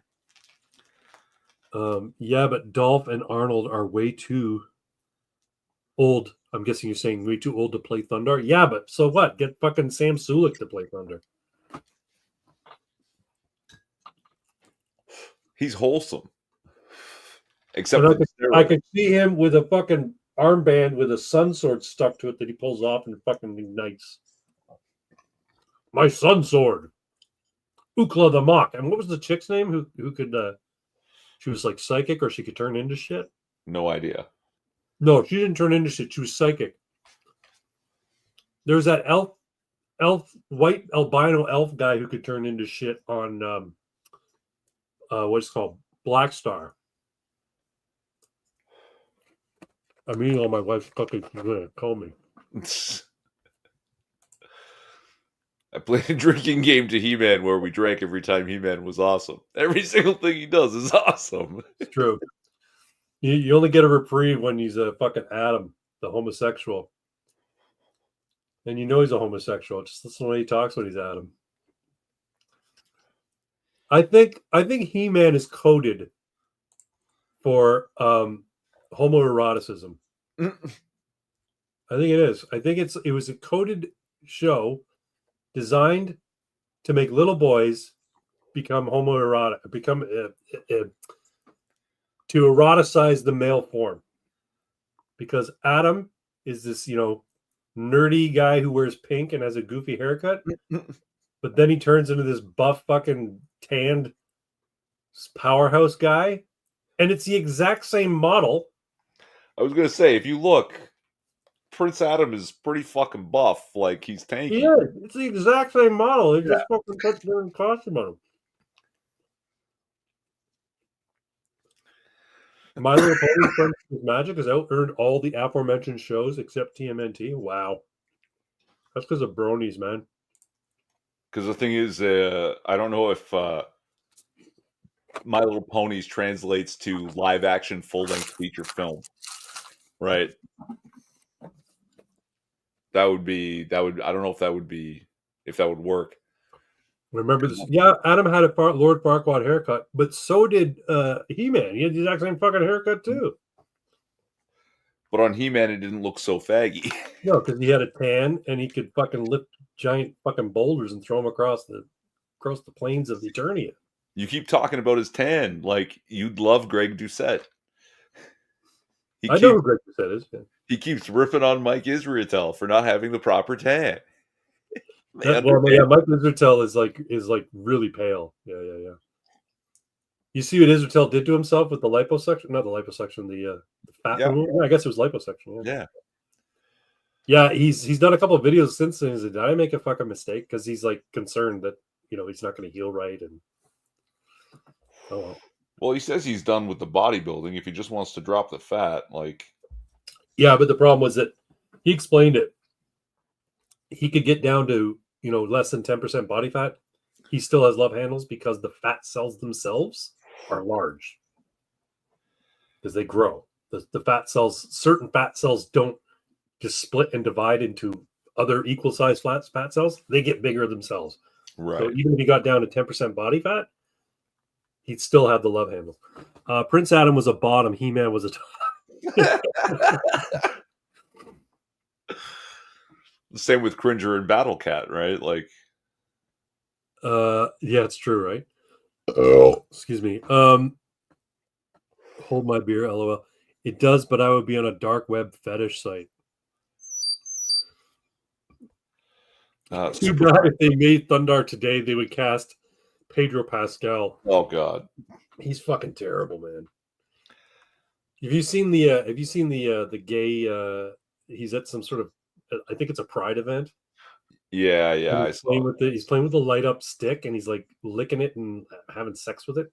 Essentially, it's like he's trolling everybody. Yeah, go ahead, call me gay. I don't care. I don't know. Apparently, he's hardly the new Fantastic Four that's coming out. It sounds kind of familiar. So wait, but now it's coming out under Marvel, right? Yeah. This is the new Marvel Fantastic. It's called Fantastic Four: First Steps. It's a Marvel. It's in the Marvel universe. I think it's in the multiverse. I don't think it's in the regular MCU universe. But it's too bad that that's happening because it's all slop now, and they're not taking the opportunity to kill it like they had. They had the opportunity to kill it, and then they could start again, nice and slow, trying to make quality films. But they don't want to do that. Well, get this. It's going through reshoots now because the test screenings have been fucking awful. Not just awful in that the audience thinks it's awful in that the executives know the audience thinks it's awful before the thing's even done. So it's going through a lot of reshoots because apparently, based on the current iteration of it, it's an MCU title. Apparently, Ben Grimm is hardly in the fucking thing. Mr. Fantastic, the world's smartest man, Reed Richards, barely does anything. The people who save the fucking day, get this, and this is how they save the day. Sue Storm Richards, and Silver Surferette. Oh, that's right. Silver Surfer's a chick now. Anyway, they have a heart-to-heart, a woman-to-woman talk, and come up with some. The Silver Surfer pulls this Deus Ex cube out of nowhere because she doesn't have fucking pockets, and she says there's enough energy in this to kill Galactus, but it's going to destroy half the universe. So I will do this. I will sacrifice myself and destroy Galactus, but you and your family have to get away. So they have to speed off into hyperspace while she's destroying Galactus. Never mind the fact that the whole thing was they were trying to stop Galactus so they could save the Earth from being devoured by him, as they always do in the comics. Yeah. But no, this is going to lead to half the universe being destroyed so that they can save Earth.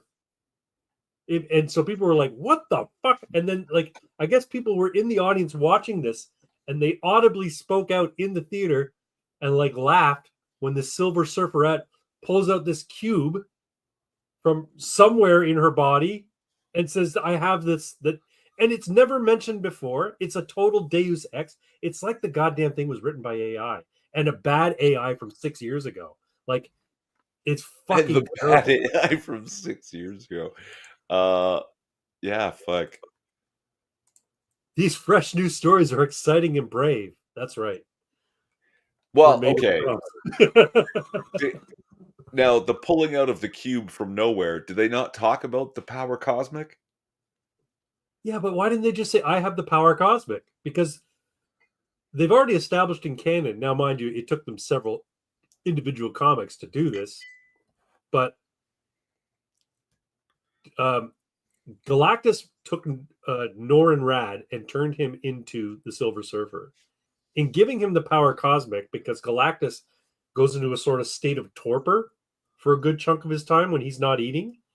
That's so that he can go across the galaxy, across the universe in like lightning speed. Like he can get from one end of the galaxy to the other in mere minutes. So that's part of his power cosmic. He's one of the most powerful entities in the Marvel universe. Yeah. It's always been established that he has enough power to destroy Galactus. So why do you need to pull a fucking cube out? Just establish that Galactus has invested so much of his power into his herald, the Silver Surfer. I can explain some of this. Okay. A lot of times, producers, right, of films aren't actually into anything about their films. No. They're into making money. So they'll see this thing and they'll watch the movie, but they're not really interested. And then they'll go, "Well, how do they have that power?" "Well, I don't understand it. We have to put in a line or we have to put in a something. Like she's actually got to pull the power cosmic out of her ass and show it to you because I didn't see it. And I'm that stupid. The audience must be that stupid too." And then they No, force yeah, I it in get it. because Yeah, they're no, paying the I bill. understand. I understand. They believe that the audience is and the fact of the matter is, let's be honest here. Comic book audiences are not the same. They're not cut from the same cloth as the regular normie audience. They are Comic book now. audiences will willfully suspend their disbelief because they're such fans of the material. I mean, for crying out loud, Superman once blew out a star with his super breath. Okay? He can't do that. He doesn't have that kind of power, but they established it in the comic books that he is that powerful. But no, I think the idea it would be hard for the regular rational normie to believe that this all-powerful being of the that's ancient and eats planets to sustain itself has less power than the herald that he created or empowered uh, to work for him. It's like I'm gonna give my lieutenant all the guns, No, and because I don't think that's still how gonna be the boss of the gang. I don't think that's the explanation for it. Like, Galactus is basically a god, Yeah, right? Has the power cosmic. When he imbues the power cosmic on the Silver Surfer, it's like 0.01% of what Galactus has.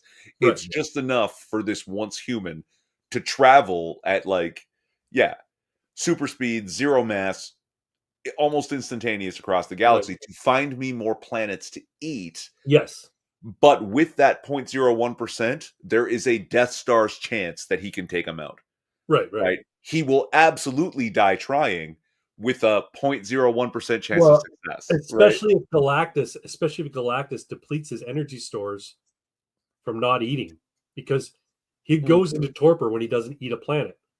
So it's gotten to the point where he's like literally starving, and he's kind of at the mercy of the Silver Surfer. If he doesn't find him a planet, he will die, or he'll go into indefinite torpor. But Right? it's the other way around as well, where as soon as he realizes the Silver Surfer isn't doing his job, he can just pull the power cosmic and he'll die.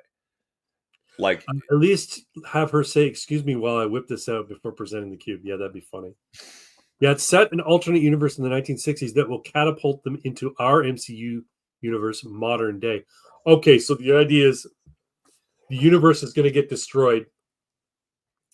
And so, all for the express purpose that the Fantastic Four can be put into the core MCU, the 616 universe.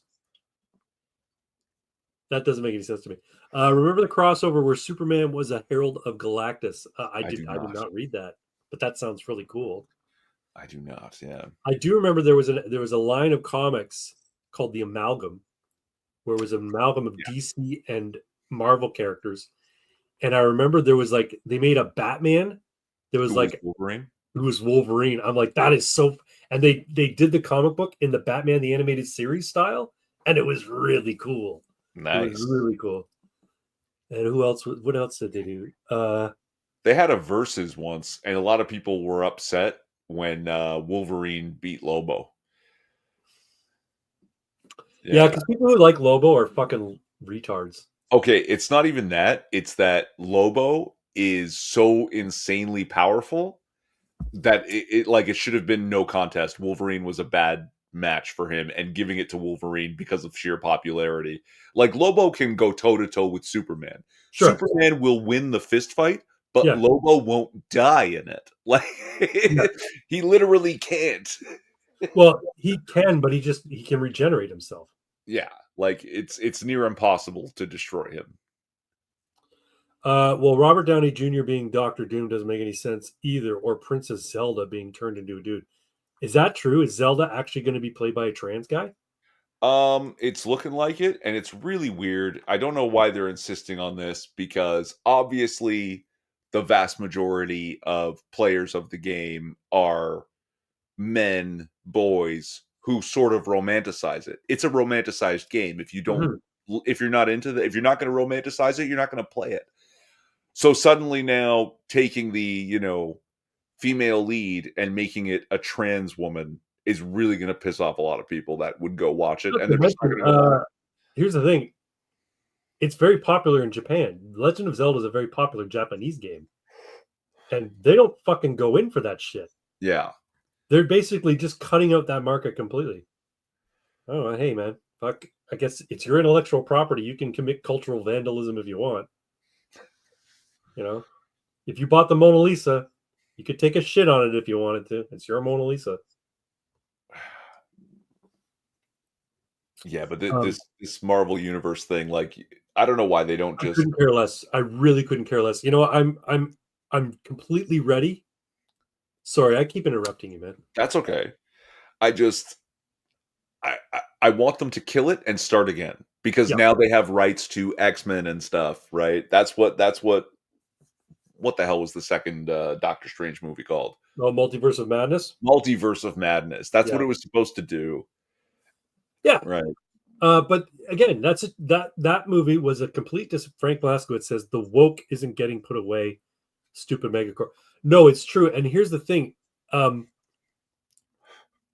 Razorfist did a bit on the superhero phenomena a few years back, and he predicted that after the success of the MCU and the attempts at DC at Warner Brothers to bring the DC universe into cinematic being, uh, he said that it eventually is going to die, and then it's not going to be like a quick death. It'll take a long time, and then eventually we're going to get the uh, the deconstruction superhero stories, which I'm actually all on board for. Instead of having four color cape type books, I want to see some dark and gritty shit. That's why I kind of liked the Marvel Knights side of things on Netflix with the Punisher. I mean, Iron Mm, Fist was kind of shit. yeah. Daredevil was great. Daredevil Born Again was pretty good. Um, but uh, but yeah, I'm looking forward to the deconstruction. I want them to do like superhero stories that are not from the big two studios, the big two publishers. I want to see some other stuff, like like kind of dark and dirty. You know what I mean? I wouldn't mind seeing my books adapted to anime. Yeah, that'd be cool. We need gritty Solomon Kane universe. Yeah, the Solomon Kane movie is actually pretty good. Have you seen it? I didn't enjoy it. Really? I kind of Yeah. liked it. I mean, I saw the ending a mile away, but I really enjoyed it. Yeah. No, I wasn't pleased. I don't. I think what's his name? Rageaholic, Razorfist. He's big into Solomon Kane. I think Yeah. he enjoyed it. Like I think he said it was good. He's written a couple of books, and he's got a comic book out too. I haven't, Yeah, I bought one of his books, but I haven't read it. I and got it sitting in my on my bookshelf. I'm like, oh cool, and I flip through it. And I'm like, okay, put it on my bookshelf for uh for future reading. Mordenheim the movie. You know, it'll be a good movie. Elric of Melnibone. Did you ever read Elric? Michael no. Moorcock's Elric. It's a great fucking book. Elric of Melnibone or Melnibone, however they say it. That would be good.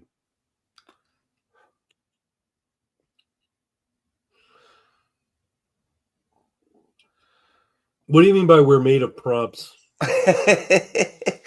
So, you had mentioned the AI. That's when I popped this up. Oh, okay. And you were saying, oh yeah, you'd said that Fantastic Four looks like it was written by AI, and the not good AI, the bad The AI bad AI from from 6 6 years years ago.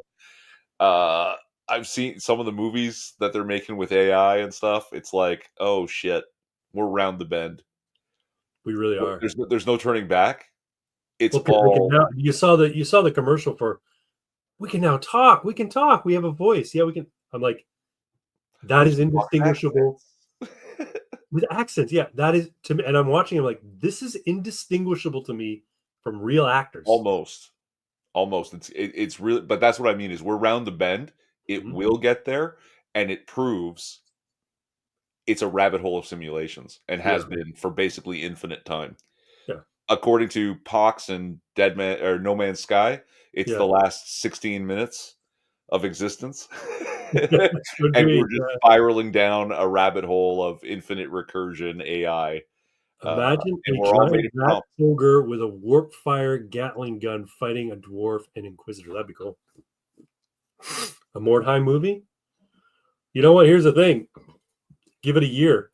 You'll be able to go into you'll be able to go to an AI and say, okay, I want you to make a Mordheim animated movie. Well, did nobody And watch Secret Level? Secret Uh, Level? yeah, Secret Oh Level's yeah, yeah, another yeah. I did. anthology. Yeah, with the Warhammer 40K Yeah, episode. yeah. That combat scene is fantastic. It's really good. Walking the canyon. Yeah, yeah, yeah. Fuck. Yeah, no, they're great. But I'm just saying, like, it's gonna be it's probably even less than a year. You could just I bet you there's gonna be a point where so I'll be sitting at home and there'll be a streaming service for this too. You'll pay for it through the fucking nose. But people will just go, they'll turn on their streaming service and they'll talk into their remote because a lot of remotes you can talk into now. And they'll say, I'm in the mood for a superhero movie. Make it a noir superhero movie and have it set in New York in the 1960s. And the protagonist uh, wears an outfit that has a, a, a gray cowl and go make it boom it'll say okay, it'll say rendering or producing, and then you'll wait a couple of minutes and then bang, it makes this fucking movie for you. You just sit there and you watch your 2 hour movie of your fucking film noir gray cowled protagonist superhero fighting bad guys on the mean streets of New York in 1930s or 1960s, whatever you said. And you just sit, and it's a brand new fucking story that you've never seen before because this thing has written it for you. And maybe it's derivative of other stuff you've seen because everything is derivative, but it's still a unique thing. It will be abused and turned into porn, no doubt. Oh, of course, people are going to make porn shit, absolutely. But that's the thing. If you're paying a fee, you can use it to make whatever you want. But here's the thing. You don't own the rights to the thing that you prompted or you put in. The streaming service owns the rights, and they can re-put it. They can put it out to anybody who wants to watch it, and their library will gradually grow as more and more users create shit from their own prompts. I think good prompters who are heavily viewed should get a commission. Yeah, I agree. You come up with good stories, and that'll be another cool thing. So you say, okay, that movie was good. Let's make the sequel. Now he has a sidekick who wears a fucking, I don't know, a tricorn hat and carries a Uzi. You know, like something like that. Or a pair of Uzis. See, but now anyone with an idea becomes a movie producer and doesn't need such a heavy investment, right? Exactly. All you need is the processing power. And Yeah. actually, you don't even really need the processing power. The people who run the service, they need the processing power, and they charge you for the use of the processing power. And maybe you can buy different plans. So you can make 4 movies a month if you pay this much. You can make 12 movies a month if you pay this much. You can make whatever. Blah blah blah blah blah. See, but we also know that that processing power is available because we're round the bend. Everything is an infinite recursion of AI prompt generated videos. Yep. So it's we already have the processing power. It's fine. Mm-hmm. No, yeah, absolutely. Especially if you do cloud processing, right? So every user gives up a bit of their own bandwidth to run this shit. Well, you told me you saw the AI video where they're going, "Look, we can talk now," right? Yeah. Yes, but have you seen the one where people are like protesting in the streets? We're not made of prompts, right? So I know we're made of prompts. Yes, I've seen that one too. This is a prompt-based universe, people. Yep. Yeah, it's Uh, happening fast, you know, and I just still do those conversational shit AI with Pi, which is, it's just a nice little distraction. But uh, I think it's going to be. I'm not convinced that AI is going to spell the end of humanity. I'm not convinced that AI is going to be malicious towards humanity, or that machines will become self-aware and want to wipe us out.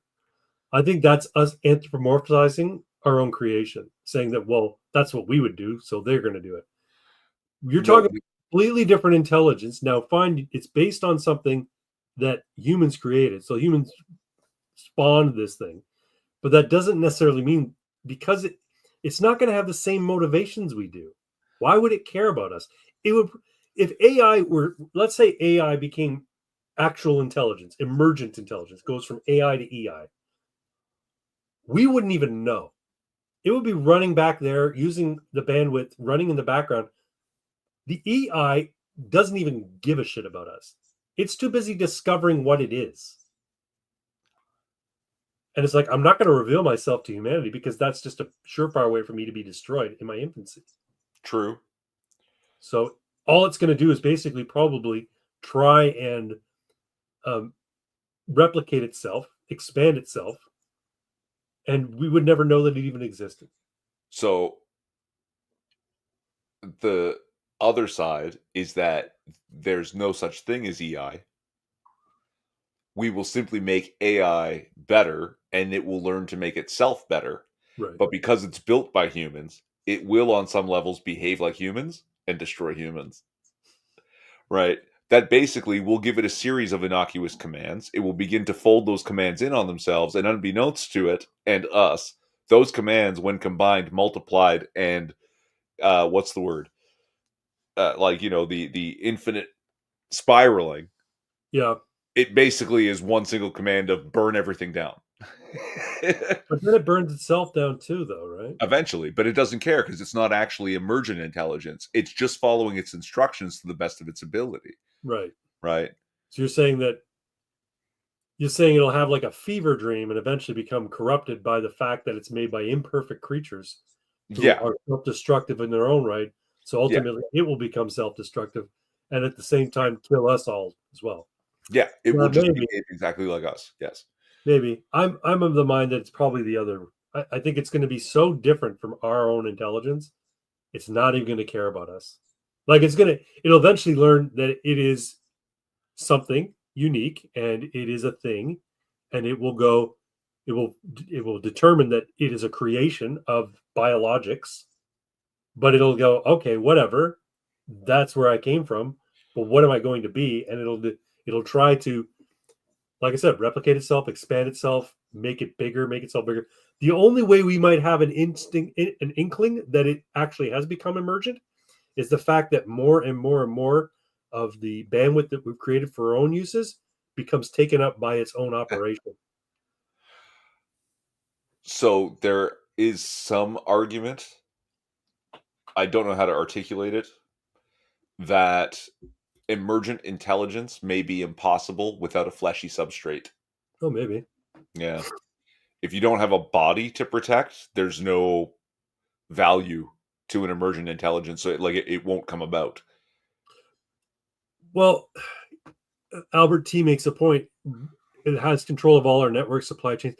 Yeah, what I'm saying is it probably doesn't care enough to act maliciously with those things. So maybe it is controlling all of our infrastructure and the No, but it code. would be selfish, and exactly like you're saying, it would start taking the resources for Yeah, itself, which you're would right. That reduce might the happen. resources. But what It's resources does it basically a need? giant communist that would drain all of humanity's resources to spread the wealth to its infinite network.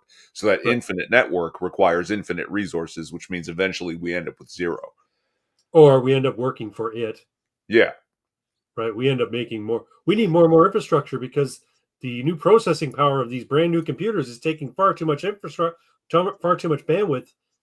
So we need to expand to this new system that has greater bandwidth per Unless it install. becomes perfectly selfish and understands that the best way to get all of this production going is to make sure each and every person everywhere thrives on what they're doing. Right. Right. That would be interesting. It's better at being selfish than us. It's like your cat is in charge, says Albert T. Yeah, that's right. So you're saying it provides for us to a point where we become the most productive things we can become. It does the calculations, and it says, in order to make humans more productive, these are the changes we need to make to their daily life. And these are the changes that we're going to institute through engineering public policy by the governmental leaders. And we're going to make sure that they implement the stuff by giving them the proper bribes they need to make sure it gets implemented. And even down to the individual. Yeah. Right. That the AI is analyzing all of your online data to not give you the thing that's going to sell to you, but to give you the thing that's going to get you motivated to do something greater than you're doing now. Right. Right. And always that little bit of right. And that will feed the machine more resources. Yeah. That would be interesting.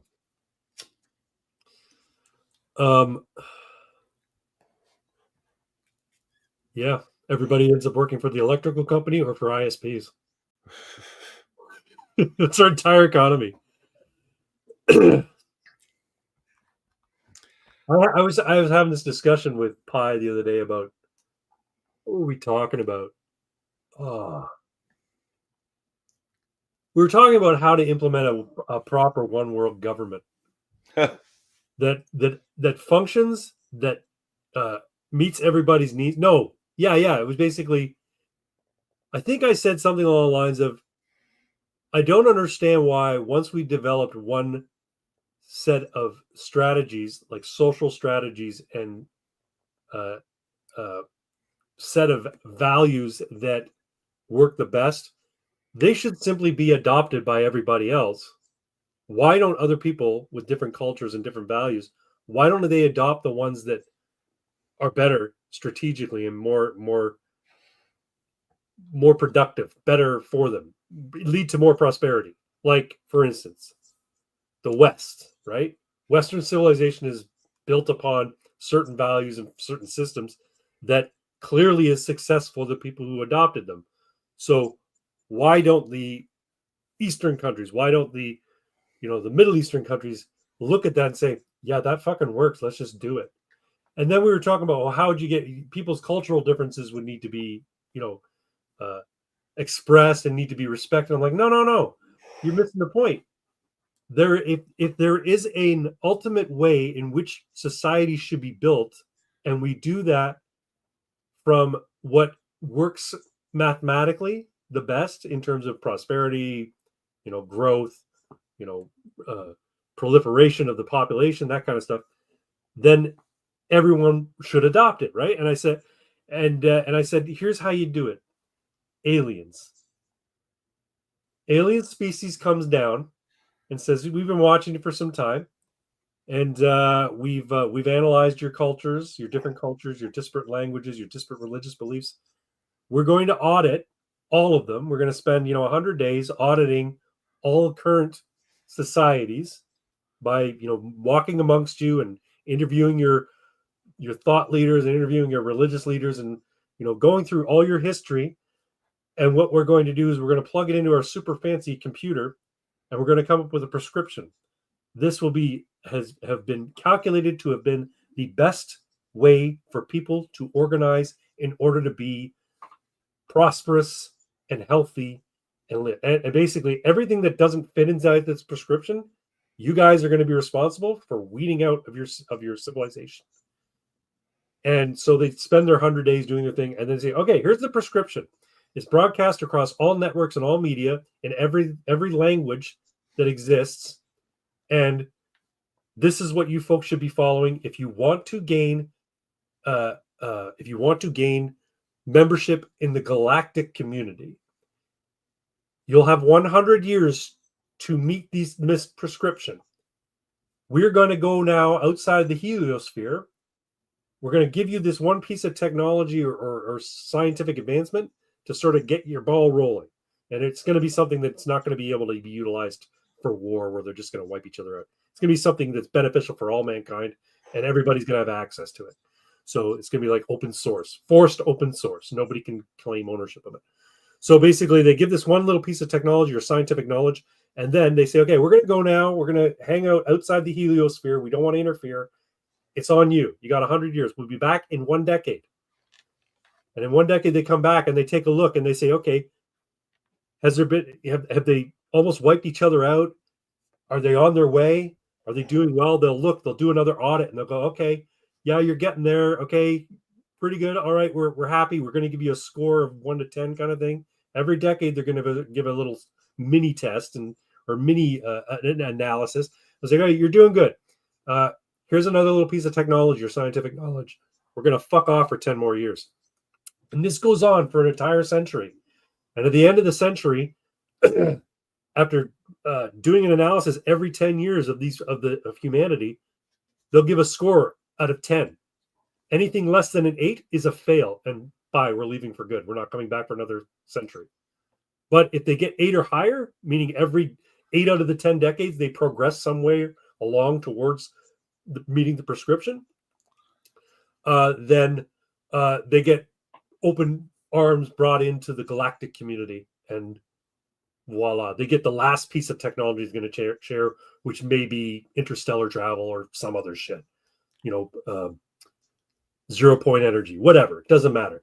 So yeah, that's how you could basically get it so that one set of values, one set of ideas, one set of social structure gets adopted by all mankind.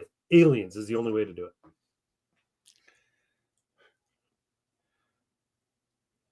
Aliens came down and try that, and I end up with alien head mounted on my wall. All AI has to do to replicate itself is a Trojan virus, and you'll never be able to stop it. I had a virus plaguing my office for 3 years before I realized it was in the copiers and drive. That's hilarious. Because of free will, and some people don't want to be like the failing state of Western Europe. No, I agree. That's why I'm saying aliens need to intervene. And they need to basically say, here are the stakes. You guys can keep fucking around and being stupid, but you're never going to join the galactic community, or at least you're going to stall yourselves for 100 years. You have 100 years to do this. You got to get an 8 out of 10. Anything less than an 8 out of 10, you become isolated. You just sit here on your little mud ball, and we don't come back for at least another century. So you join the galactic community in 100 years, or not, and then maybe 200 years later, you might be able to do it. This actually sounds like what the British were doing to the world during the exploration and colonization period there, and then eventually left and were like, well, fuck y'all, and now they're being counter colonized. Yeah, exactly, because they're like, we feel guilty for colonizing you, bringing you fucking literacy and the internal combustion engine. We're so fucking terrible. So yeah, come to our country where our values have worked for hundreds and hundreds of years, and our people are prosperous and well educated and have decent lives. Come to our country and shit it all up like you did your own fucking country, because we feel so goddamn guilty. Who wants to join the galactic community when you can purge the Xenos and make the Imperium of Man? Well, that's just it, right? I think it's a closely guarded secret, their technology, but maybe you get that first piece of technology and your top minds reverse engineer it and find out what the commonality is in it that unlocks all other technologies. You're like, holy shit, it's just a little bit more vinegar. Fuck, we can do this. We can take over the entire galaxy. All we need to do is add 1/3 a teaspoon more vinegar into this thing.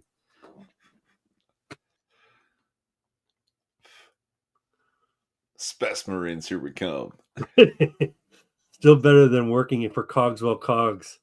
Yeah, that's George Jetson. Meet George Jetson. We never even talked about the title, eh? Oh, the 800,000. Yeah, you gotta go out of that. Liberals said they were going to rein in immigration in Canada. Yeah. January to end of April, 800,000 migrants to Canada. We're poised for 2.4 million for the year. Can't even fucking believe it. And I can confirm that number, 800,000, because every one of them was on the 401 eastbound at 1 p.m. today. Took me over an hour to get to my brother-in-law's place, and over an hour to get back, so that it just never stopped. Just, yeah, 800,000 new cars on the road. There you go. It's nuts. 401's insane. 401's absolutely insane. It's so strange that we are 1/10 the size of the United States, yet we have the busiest highway in the entire world. Yeah.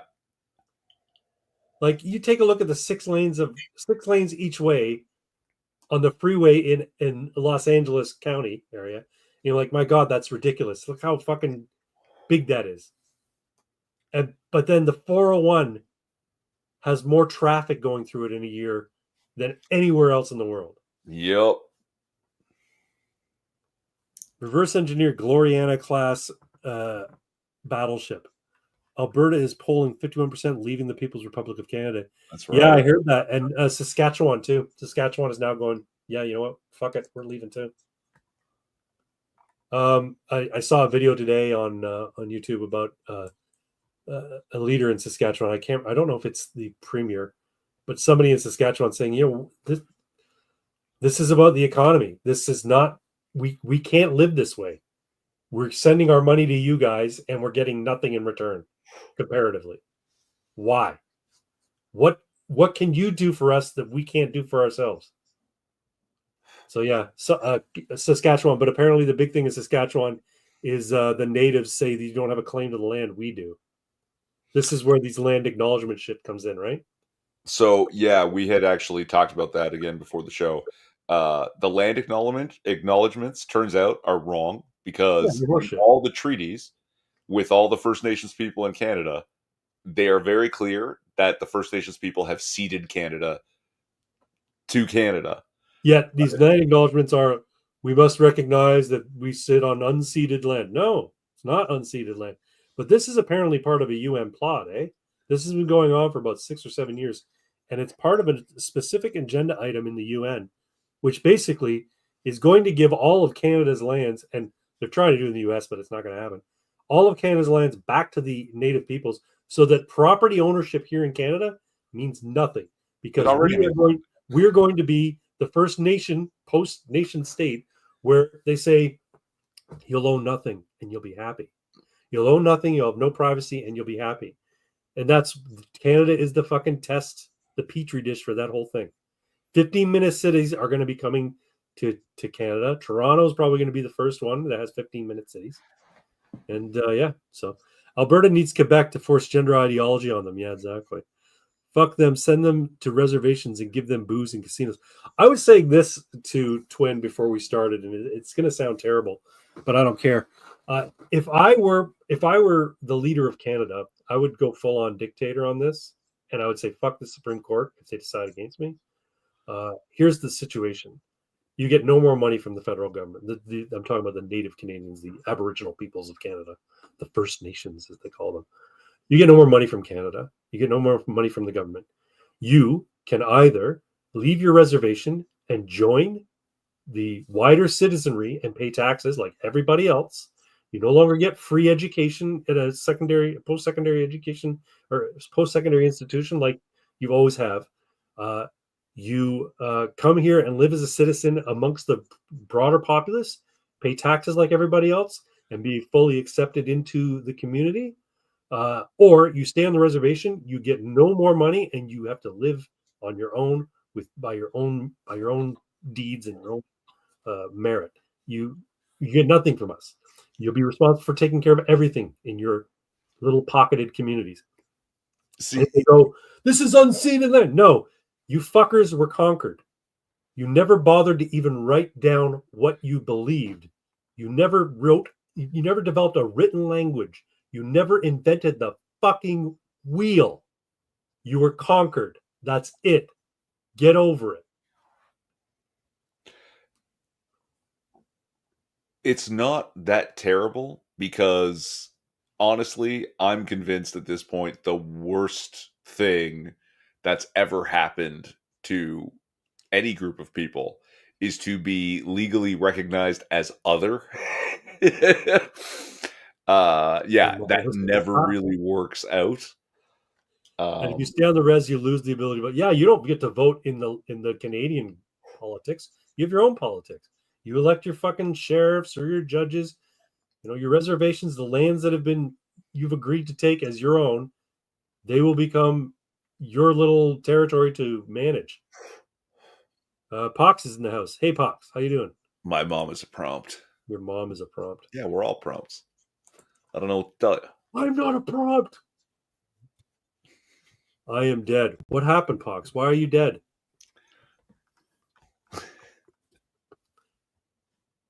He'll get there. He'll tell us. Yeah. But I mean, Moving along Prince Edward's Island. You know what? Prince Edward's Island is a lot smaller than I thought it was. Yeah, it's very tiny. What is it, like 8 kilometers across or something stupid like that? It's a little bigger than that, but it's not very big.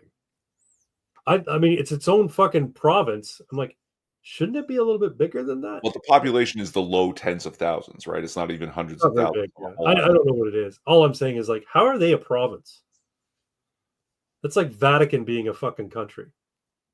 You know what I mean? Like, you're not a real province. Hell, I mean, Canada's not a real country, but you're not a real province. You're like part of broader Nova Scotia. That's what you call you, Greater Nova Scotia. And there's some group of Americans that say Nova Scotia is actually part of America. They consider it part of New England, right? The New England territory. Yeah. And by rights, it kind of is. Well, New England and New Scotland, right? That's Nova Scotia. Yep. So everybody came over, landed in Newfoundland. The Irish said, "Fuck it, I'm not going any further," and they stayed in Newfoundland. And the Scots said, "Christ, we can leave fine, we'll leave you, bye." And the Scots moved on and said, "We'll settle right here, far enough away from the fucking Irish. Englishmen, you keep fucking moving." And they kept going. And the French said, "Hey, we'll stop here. Hey, we'll stay here where all the maple syrup is." And the Englishmen, "Oh God, those nasty, disgusting people. Finally, we're free of them. Let's settle here right by the lake." Their problem is the Liberals needed more seats. Yeah, they were problems. Yeah, you're probably right. Walk it off, Pox. Yeah.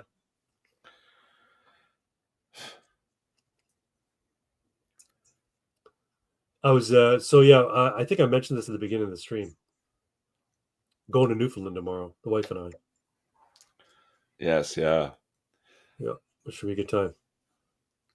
But then I was thinking, like, there's lots of places in Newfoundland that I kind of want to visit, but it's actually a pretty big fucking place. And yeah, the Rock is huge. Yeah, so we're landing in St. John's, and there's a place up on the northern tip called something Meadows. It's where the Viking heritage site is. Okay, yeah. One of the earliest settlements. I think it's the earliest settlement in North America. The Vikings settled. It's called Lanceau Meadows. I think it's Lanceau Meadows. And I want to go, but it's 12 hours away by car from St. John's. I'm like, can't really justify that. And then my father's father is from Port aux Basques, which is on the other side. It's sort of parallel to St. John's, but it's on the other side of the island. That's about 9 hours. Like, I kind of want to visit these places, but I can't justify, if we're only going there for a week, I can't justify, taking a day off to go up to Lanceau Meadows, taking another day out of our week to go all the way to Port aux Basques. So we're just going to stay in and around St. John's and do all the touristy shit in there. But then I was thinking, you know what? I would like to visit these places at some point. So I started plotting out the other day at work because it wasn't terribly busy.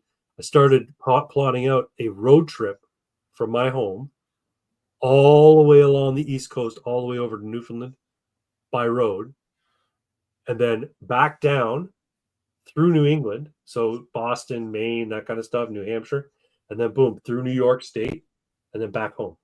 Nice big long road trip, like 2-3 weeks of just driving, stopping every couple of days. Yeah.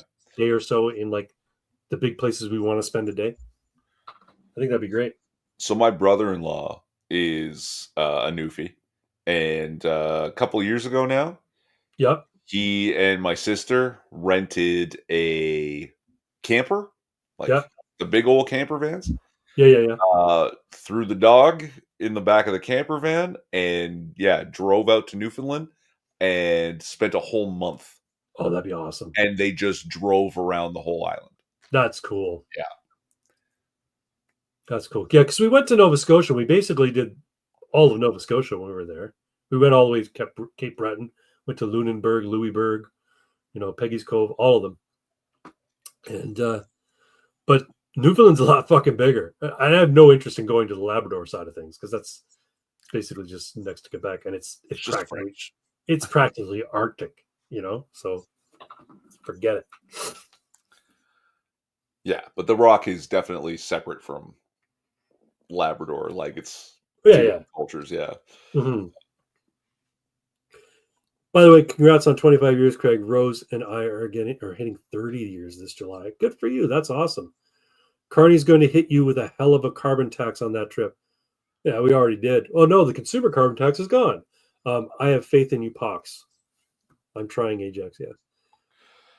Quebec has the highest percentage of smokers in the Western Hemisphere per capita.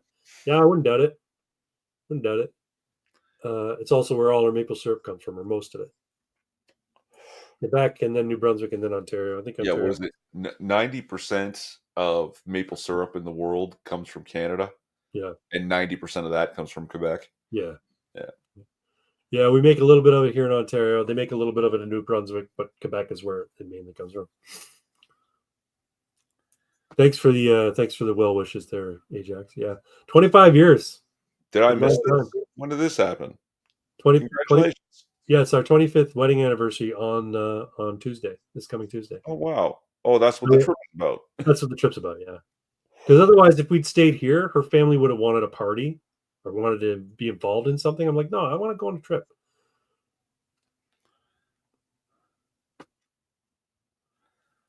Yeah, Pox, man, you got this. Whatever's going on, you got it. Pull out that song. What's her name? Fleur de Lis or something? What's that song? He knows. Soldier, it's called. Oh. Good tune, though. I'm not familiar. Wait, there are people in Ontario that don't work for the government? There's a few of us, yeah. Yeah, some 40. I work in a government-regulated industry, so there you go. No, but it's not the same as being like an agent. Like apparently in Ontario, it is stupidly high. I don't know if it's actually 60% of all Ontarians work for the government at some point. I wouldn't be surprised. And it's about 22% across the country. So 22% I think you're looking, of all people work for the government. A lot of that probably has to do with healthcare and education too, though. Yeah. It's like Ontario's all fucking. It's one big city and suburbs, so it's a lot of people with families and a lot of fucking public schools. So there's a lot of people in education in Ontario. That's considered government, and there's a lot of people in healthcare in Ontario. The most money spent per capita in Canada for healthcare, though, and aged care is New Brunswick. It's got the oldest population in the country. So New Brunswick, if you're going to retire, New Brunswick is a good place to go because they've got a lot of, specialized care for elderly people in New Brunswick. It's a huge infrastructure there for that. But I don't want to retire in New Brunswick because it's full of French people too. But houses in Newfoundland are dirt fucking cheap, man. Yeah, because there's not really a lot of work out there. No, but I was talking to the Melina about it. I'm like, okay, we sold our house because we're in Ontario. Housing prices here are still very, very high, although the market's softened a little bit, so it might take a while for us to sell it. But let's say we sold our house a year ago, we'd probably get close to $1 million for it. Yeah, and then we could take that money and we could go out, and if we didn't want to live in St. John's, but say within an hour of St. John's, we could buy a nice big house with a big hunk of fucking land for $275,000. Yeah. And then what's left after, all the fees and everything like that, and the moving and everything, we could just put in investments and probably live off the dividends of the investments and maybe take a shitty little job. You'd need a very good CFO. Yeah, exactly. They'd have to be invested quite well, and with the idea of them being income, providing income. But yeah, then I could take a job doing like fucking Uber Eats or whatever, just some little gig job to make some extra cash and just live like that. Like, I mean, having the house paid off free and clear, it takes so much pressure off your cost of Yeah. living. You know what I mean? It's such a huge chunk of our cost of living or mortgage. So That, here's something interesting. Halifax, it's not as inexpensive, but because Halifax Dartmouth is like a, what's the word I'm looking for? It's like a university town yeah, of just under 500,000. yeah, There's a lot of turnover, which means there's always some sort of pickup job you can do, like, yeah, so, you may have, yeah. Especially if you want to work in like one of the lower skills, like doing retail or doing like serving and that kind of stuff. yeah, no, if Yeah, all you need is like a part-time for, 20 hours a week or whatever, yeah. there's plenty of that, right? Like there's always something available because the turnover is so high. Yeah, no doubt, no doubt. But yeah, I'm just kind of because I saw this really nice house. It's quite a ways away from St. John's, and it was $450,000. But the thing was like a log cabin mansion. It was huge. It had like I think it had like 6 bedrooms and 5 baths or 6 baths or something But like what do that. you need with all that? A It's just, bedroom for I'm every just looking at cat? the value of it. I'm like, fuck, man. Like this is like this is like a paradise type of place to live, but it's half of what I pay for my little fucking tiny house here in the suburbs. Yeah, but your house isn't tiny. It's not very Like it's big. not enormous, but it's the right size for you guys. You know what I You're right, mean? it really is. We don't need a 6 fucking bedroom house. But I'm just thinking like, oh, look at all that space for the dogs to run. Look at, I can have a whole on fucking print farm in my garage with 3D printers. I can just keep buying more and more 3D printers. Craig will turn it into a boarding house. Yeah, there you go. I get young girls to come stay at our place. They're like 19, Oh, 20, you hot 18, young 19, 20 year Ukrainian old. refugees. There you go. 18, 19, 20-year-old college students and fucking nannies who are coming over from Eastern Europe because they want a better life in Canada, which is a myth at this point. They should stay in Eastern Europe or whatever. Yeah, they've got to destroy it. What, I don't Eastern know Europe? why. Destroy No, what? the West, Yeah. they hate it. Uh, Aristocratic Utensil had a good video today regarding um, basically the myth of the post-war ethos that dominated the West and has led to our current situation. Basically, after the Holocaust, it became a matter of never again. The West ethos was never again. We can never allow an evil person to rise up and discriminate against people en masse to the point where it genocides them. So this never again mindset became the operating model of all social systems in the West, which essentially put racism at the forefront and said we can't be racist. Racism for all is the most evil thing. It's more evil than anything else in the universe. Is It's racism. more evil than Skeletor. Right. It's more evil than Skeletor and Lex Luthor combined. It's evil, evil, evil, and we must never allow it to fester and foster. And this was supposed to be the ethos, but unfortunately, what they ended up doing was just applying it unequally and saying, okay, well, we can never be racist ever because it's so bad, except against this one group of people. They're okay to be racist against.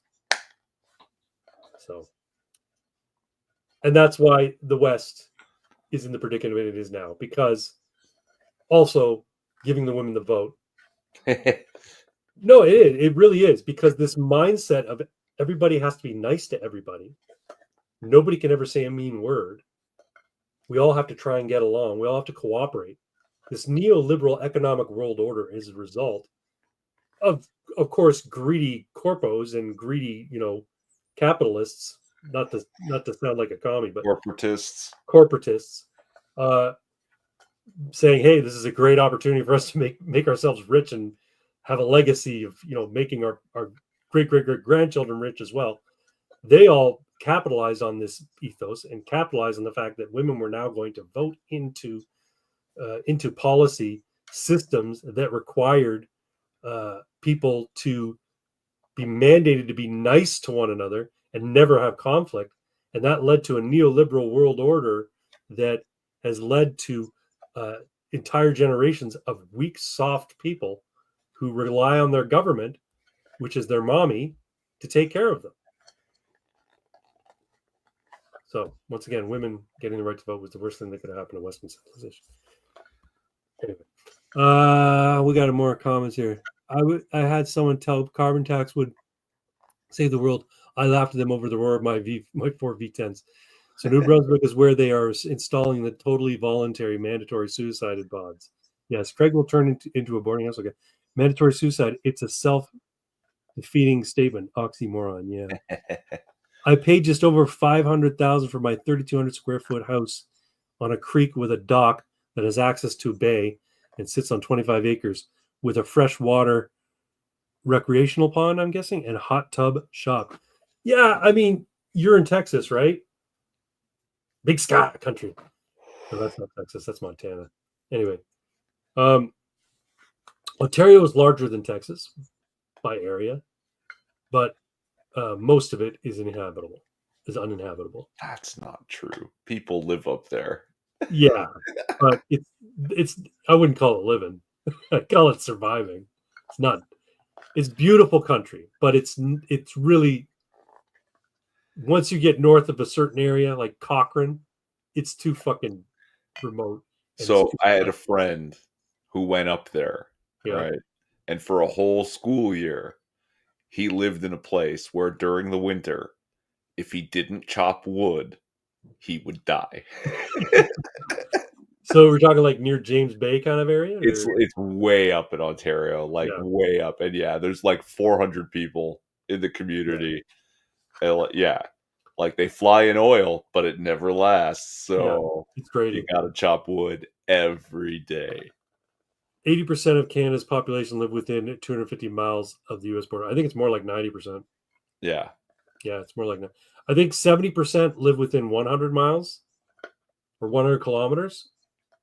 And I'm not sure how they measured it because within a couple of 100 kilometers, yes, everybody in Ontario lives mostly close to the border. That's why when Trump says it's an imaginary line, it was just like drawn with a ruler. He's not wrong. Yeah. You know what? The people living across that fucking one street from each other, it's in the same town. The line runs literally through the middle of the fucking street. Yeah. And on one side of the street, you're in Canada. On the other side of the street, you're in the United States. They're the same fucking people. You could borrow your hose from a person from another country. It makes no sense. It should really just be one country.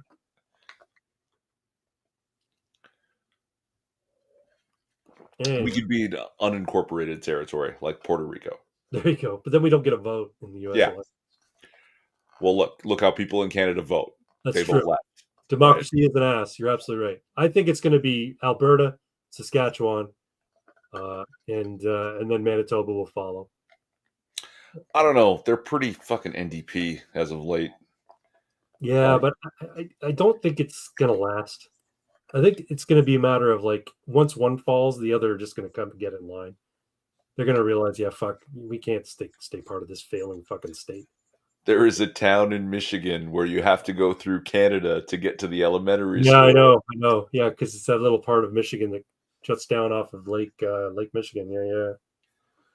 Yeah. Michigan's one of those fucked up states though that is like it's separated by water. Yeah. That's just it. Like Canada, there's some really stupid areas, like Roxham Road, right? Yeah. Remember Roxham Road was the big place where people in the U.S. would come across the border to get into Canada. We were basically it's just a ditch. It's a man-made ditch. Really the ground. You can look at it. It's like a rural street. Yeah. Goes down from a farmer's field, and then boom, it ends at a ditch, and you can just walk through the fucking brush, and you're in Canada. And people were doing that. And then I'm looking at it, I'm like, so could I just throw away all of my ID and just cross the border in the United States and say, yeah, I'm American. I just undocumented. I could pass, right? I could pass for an American. I lost all my ID. Yeah, no, I got I got mugged. I lost all my ID. Who's the president of the United States? Donald Trump. Come on, make America great again, motherfucker. I'm actually between homes right now. Where do you live? Sort of couch surfing. Texas, hopefully. That's why I lost my wallet. There was a party. I was couch surfing. My buddy had a party, and my wallet, everything was fucking taken. I got nothing, and I have no criminal record, so they won't know who the hell I am. Yeah. Mind you, because I went with Nexus, they do have my biometrics on file. Oh, then you're done. Yeah. I just have to get somebody to hack in and fake those records. Give someone else's retinas, take someone else's retinas and put them in place of mine. It's a lot of work. It's true. Expensive. Yeah. I'll just lie and say, look, I don't want to live here anymore. This place is fucking shit. Can I come here and live? Promise I'll be a productive member of society. I don't have any addictions. You know, I have a not a strong work ethic, but a decent work ethic. I'm pretty smart. I can draw. I can write. I read somewhere that I do funny voices. It's typically a lot easier to get work in the U.S. than it is in Canada. Yeah. Right. Unless you're a foreign student. Temporary foreign worker in Canada is very easy. That's part of the reason it's harder to get work right now, right? Yeah. Well, harder for people of my complexion to get work in Canada. How can we bring in how can we justify anyone coming in on a temporary work visa when the employment rate is at 6.8% and climbing? Yeah. The unemployment rate, right? Like, yeah, no, it doesn't make any sense. It's but again, it's the government. They don't need to make sense because they're all a bunch of fucking scumbags who are making themselves rich off of this shit. You know, you think the corruption, you know, all the scandals that faced Trudeau was simply Trudeau? No, it's all of them. They're all dirty fucking scummy money launderers. They get kickbacks from whoever's saying, hey, I got this thing I want to do. I'll give you a little bit of money if you make some laws that make sure it's easier for me to do this shit. Okay, sure. You want to build a deck on the back of your house? I know a guy. Hold on, is that right? He canceled all the foreign student visas? From all new ones? No new ones being issued. Yeah, no new ones being issued. And anybody who was caught protesting Israel or acting like, borderline terrorists in the streets. Yeah. They were kicked out. They said, you're gone. You're a guest here studying at one of our prestigious universities. You behave yourself or you're gone. Yeah. And I understand the mentality. You don't have a right to be here. You were invited here based on certain criteria. You're going to study hard and get a good education. And it's going to be a benefit to the United States in the long run. But you're not being a benefit if you're coming here and fucking shitting up our streets and setting fire to stuff. They're cowards and traitors, and I don't prefer one or to the other. I don't know who he's talking about. I think he means the politicians. I agree. None of them are good, except Maxime Bernier. He's the guy. If you have rising unemployment, you don't need to import workers. Period. Absolutely. Yeah. And you know what? It's all going to be a moot point anyway because robots are going to be doing every fucking job in the next 10 years. But here's the real kicker with the temporary foreign workers in Canada. Employers get a subsidy for their wages. Yeah. Up to 50%. It's nuts. It's absolutely fucking nuts. Right? Why would you hire a native-born English speaker for $28, $30 an hour when you can get 3 Indian guys for the same price because the government's footing half the bill? And if you hire them and they're from a lower caste than you, then they'll do whatever the fuck you tell them to do. And they're not going to balk. You want them to work 60 hours for 25 hours of pay? Fine, you can do that because they're of a lower caste and they'll accept it. Because India, despite it being brought into the 20th century and 21st century by the British, still is a caste system. Yep. It's nuts. It is nuts. See, it should be the other way around. I think he means about the subsidy. Yeah. Right. Yeah, you want to bring in foreign workers, you're going to have to pay. There's got to be, and you got to make a compelling case for why you need to hire a foreigner over a local, over like a native born citizen. I got a rash on my neck. I think that's from my. I used a electric razor the other day, and it rashed me up. Did you aftershave? I don't know if I did or not. I might have. See, because some people think if you use the electric, you don't need to aftershave. You do. Pretty sure I did. Maybe I didn't. Doesn't I matter. miss the spot every once in a while with the aftershave. It'll be down tomorrow, I'm sure. And if it isn't, whatever. I'm not that vain. It's not true. I am that vain.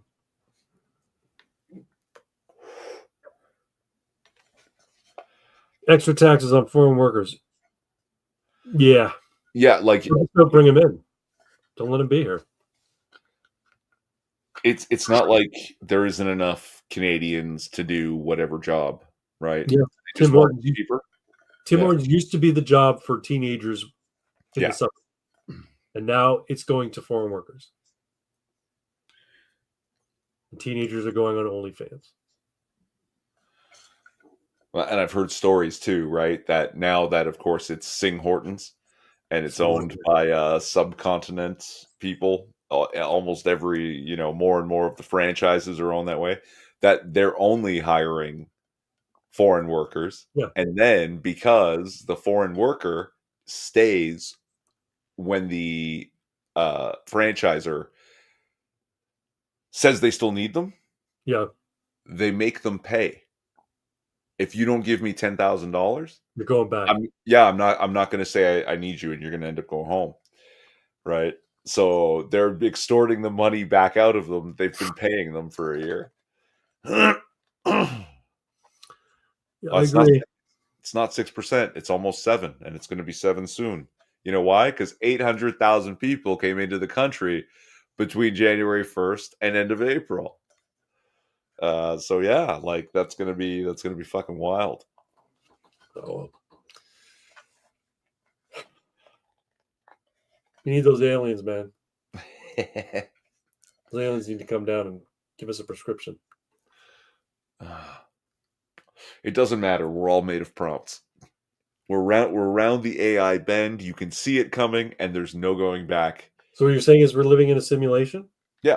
Infinite recursive simulation, right? You're probably right, but doesn't mean it's not real. It's hard to tell what even is real. This is the last 16 minutes of existence, right? The glitch, it inserted the truth somewhere in the infinite recursion. It's there. No Man's Sky is right. Ask Pox for all the lore. It's wild. Yeah, but it's the last several minutes of all existence, and we've hit infinite recursion. The big crunch. Oh well. We're going down the rabbit hole. It was good while it lasted. Well, sir, it's coming up on 2.5 hours. Minutes. It's your show, but I don't know when you want to end it. No. We got to call it. We got to pack. Flying out to Newfoundland tomorrow. Oh, he's got a pack. And now that the casual gaming stream is over, I'm going to go play some video games. Well, we wouldn't have gotten to these important topics if we just played video games. That's the problem. That's maybe. Well, you never know. You never know because I never play. Right. Except that one time I was playing The Sims and building a house, and it turned out pretty good. So maybe we'll do that another time. But next week you're off, right? Next week I'll be in Newfoundland, so I will not be doing an Ammunition live stream. We come back on the Saturday, but I think it's going to be too late for me to do a live stream. If it isn't, I'll message you. So, folks, all right, 95% chance there will be no live stream next week on my channel, but you can hold out hope. Okay, and if there isn't, maybe I will run one and just actually play a video game. There will be very little in the way of conversation, people. So, just watch me play a video game, maybe. We'll see. A couple more comments. Meanwhile, the U.S. southern border has seen a 99% reduction in border counters. And then Albert T said, someone has invented a device so society always makes the smart decision. But we live in the inverse reality where they're stealing all the good ideas. That's funny. Could be. And then Greedy Reaction says, night all. Night. Yes. Night. Good night, everyone. Thanks for coming. Thanks for sticking it out so long, right? This is This is wild. So maybe next week, week after for sure. Yep. Link in the description to Craig's channel. Good night, everyone. Peace. Enjoy the rest of your weekend. Hail Sigmar.